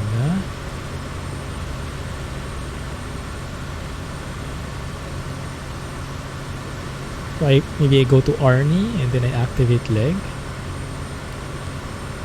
Activate leg, okay, this one probably. Okay. Yeah, that's a good point, Fly Money. Because it's the same altitude, it might be risky, huh? Yeah, I think in real life what they do is they clear people here one at a time. They probably don't clear more than one aircraft in one go. You'll probably be asked to hold at a different altitude even. Waypoint and hit menu, thank you. Alright, so we should do that for Arnie. Probably. Once we are on the inbound course, right? Once we've made our turn and we're now facing the right way, we activate that. Otherwise, when we get to VTAB, I think it will hold. it will turn around again basically, and we don't want that. One more interesting feature of this plane, it actually can continue around 160 knots the entire descent. I saw a video of it in real life in YouTube. They were showcasing how fast it can go during approach. So when you're actually on airports that have lots of airliners, pretty busy, and you don't want to slow it down because the approach speed for this is around 80 knots, right? More or less. If you don't want to do that, you'd want to speed up as fast as possible so you're not making others wait behind. You're not ruining the sequencing of the airliners. You can actually descend at 160, and then at the last moment, around 2 miles away from the runway, go full flight idle, and then set your flaps, and then you'll arrive just in time to land at the correct approach speed. It's great. It's such a nimble aircraft, so you won't cause the airliners such a headache. You'll be able to keep up with their approach speeds more or less. Man, this view. Never get tired of this view, huh? Goodness. Right, almost at 4,000 feet.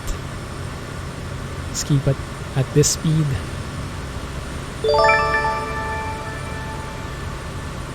Clumsy flying indeed. Thank you for 4 months downtown. Goodness. Appreciate that, man. Thanks for the sub. TCS, not in the near future probably, Pokemon. It's a great sim, but I'm not very much into military planes. I'm more into the civil aviation really. So I don't really have a craving for firing guns or whatnot. I do like the level of simulation they have. They have such simulated systems for their aircraft. People who play it only have races for it in terms of simulation. So it is a bit tempting. But at the moment I'm not very much inclined to try because of the military aspect. Not into it so much. Yeah, a jumbo, yes, definitely. The main problem is I'm still waiting for a plane that is good enough for it, because I want to fly it when it's properly simulated. Right now, the planes we have for it, they're a bit lacking in that department. They don't have that complexity. They don't have it modeled in. Let's have a look. Teardrop or parallel entry? Place your bets. Looks like it's a teardrop entry. No, it's parallel. Interesting.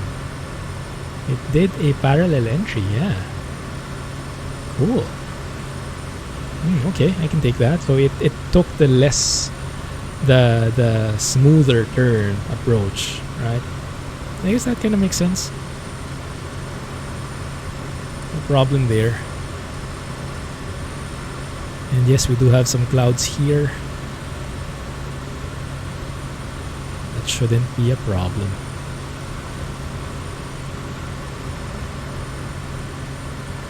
Okay, let's keep at it. We're leveling off now. Yeah, let's keep this power setting. Let me set my heading bug to the final approach course, which is 056. We're now doing our inbound course, our inbound turn. It's a rainbow, guys. Couple of rainbows, actually. There are demands for it, Pokemon. It's just that it's really hard to program. It takes years to develop it properly. So we do have some teams who are working on it, but it's not yet ready for prime time. Hopefully by next year, by 2022, I'm really hoping we get something. We do have something close, not a jumbo jet, but a 737 here in the sim. Should be coming in the next few months, I hope. So we'll see how that works. Right, that's looking good. We are making that turn. Teardrop entry. We have brick right there. Yes, let's go ahead and activate this leg.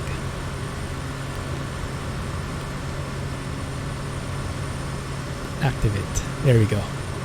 So now the plane should follow that leg to Army. Perfect. Perfect. Okay. There's shoot. Okay, we didn't hit each other. Got pretty close though. Not quite. There you go. Still letting autopilot handle it. Yeah, same here, Pokemon. Same here. I could actually do it in a different sim already, but yeah, this kind of sim with these visuals, it's hard to beat, right? So I think I'd rather wait it for it here. The biggest one we've flown yet here in this plane is a DC-6. It's a 4-engine airliner from the 1950s. It's an amazing piece of work, and I don't mean that sarcastically. It's really amazing in all aspects. We have a couple of videos in YouTube there if you want to check it out, but yeah, it's more on the vintage side. It's not with modern avionics and whatnot. Oi, oi, oi, oi, oi, VNAV. Crap, it went to... It lost the VPAS, so we'll have to follow that manually. Pull back.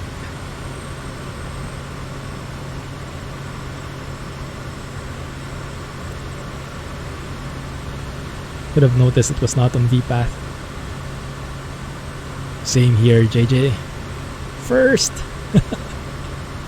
Good enough, man. Good enough. How are you doing? A bit steep on the descent, but we can do. We can work with it.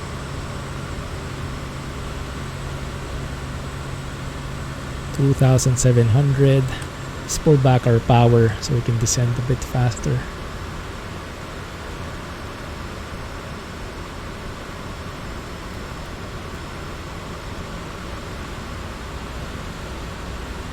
$2,700.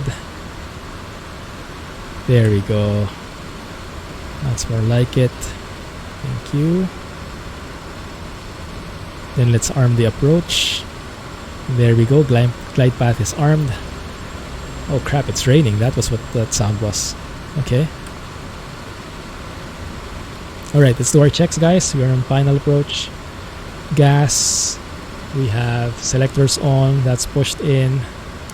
Aux fuel pump is on. Undercarriage, we don't have flaps yet, but let's go and start deploying them bit by bit. Mixture is high idle. Yes, that's the condition lever props. Go forward.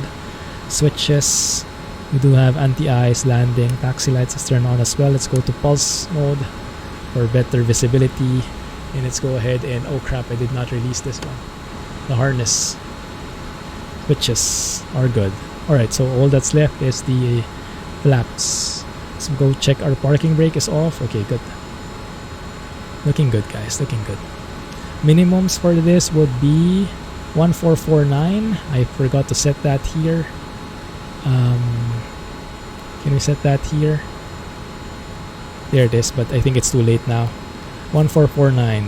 But we do have visibility of the runway, so we're good there from that aspect. Good. Go to flaps 20. And let's go to flaps 35 and let's 500. disable the parking brake, the autopilot. Oh crap, the rims. Almost forgot about that. 500 hours in a single pilot profile. Oh, nice. Got an achievement. Alright, looking good. One thing I forgot, guys, is the approach speed. Let's go for 75 just to be on the safe side.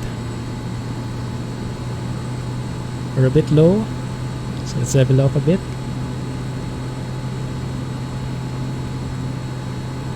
There we are. So we'll be turning to the right. Okay, looks good. We're now on glide path again. Bit low again, that's fine. There we are. It's more like it. Wind's coming from the left a bit. Crabbing a little to the left, that's fine.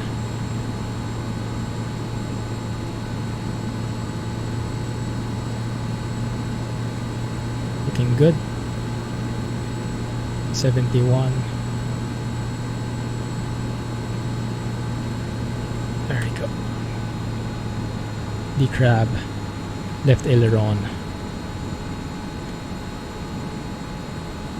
Just float it out.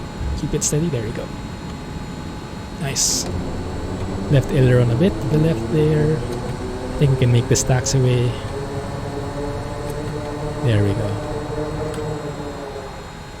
Nice. Right, let's go ahead and go to low idle. Let's turn off the pulsing lights. Turn off the strobes. Good. We did good, guys. We did good. Rocker flaps.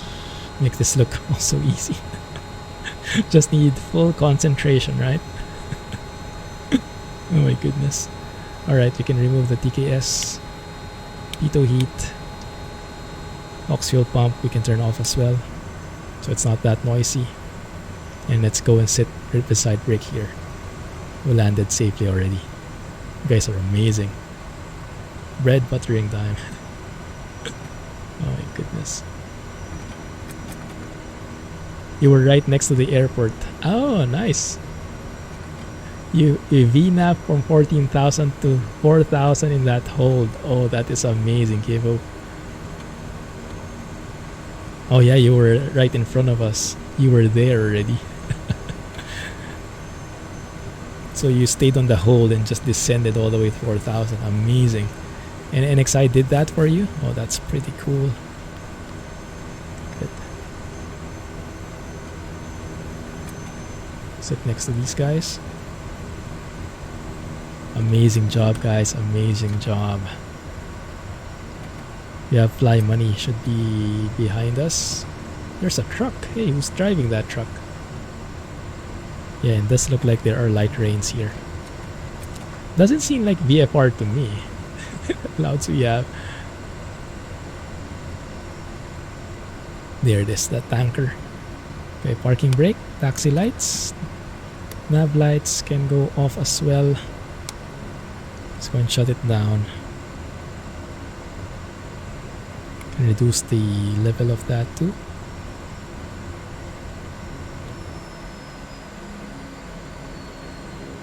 Looking good. Below 38% NG, we can feather the propeller. Looking good there. Turn off the alternator, generator, and then NG is low enough. Turn off the beacon. How do you do that? Hovering. It's pretty cool. Thanks, guys. Did the whole thing. You had to choose the VS a bit, but yes. Yeah, that is amazing. Oh my goodness, let's take a photo here. You guys are super cool. All lined up. Hey, Brady. How are you doing? Thanks for joining. What peanuts? Mine. Oh, look at that. The gang. So cool.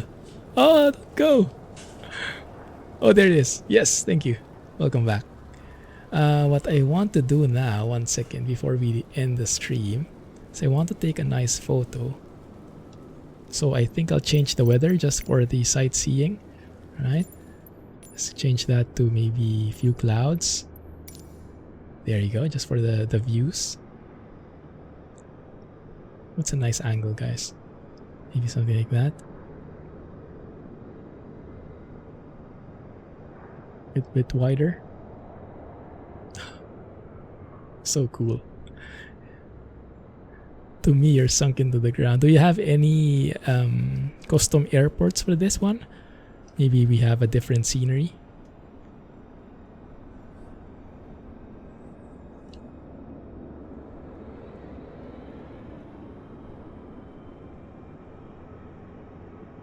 Not the best at taking photos, but we'll try. On this side. I don't think so. Yeah, maybe it's just a bug. Or maybe it's my real taxiways mod. I do have a real taxiways mod. Maybe that changes a bit the elevation or something. Could be. Could be. That is so cool, guys. Thank you for joining me on today's flight. We finished it, kind of. Not really where we want to go, but close enough given the weather. And that's the more responsible thing to do, right? So it's actually good practice. Let's have a look at the breadcrumbs here. Yeah, that's the parallel entry for done by G1000. Not that bad. Not that bad. Good. Okay, so yes, let's leave it here. Thank you for joining me. Yeah, probably real taxiways, huh? Ah, I see. Maybe X runways too. Okay. Okay, cool. So yes, thanks, and catch you guys next time. I'll see you guys in 2 days for some trucking, and catch you guys in Discord in the meantime. If you're not there yet, exclamation point Discord gets you there. And if you want more of this plane, exclamation point YouTube. We have a couple of videos there featuring the Kodiak 100 by SWS. Thanks, guys. Appreciate the company. Have a good one. Clumsy flying, and see you soon.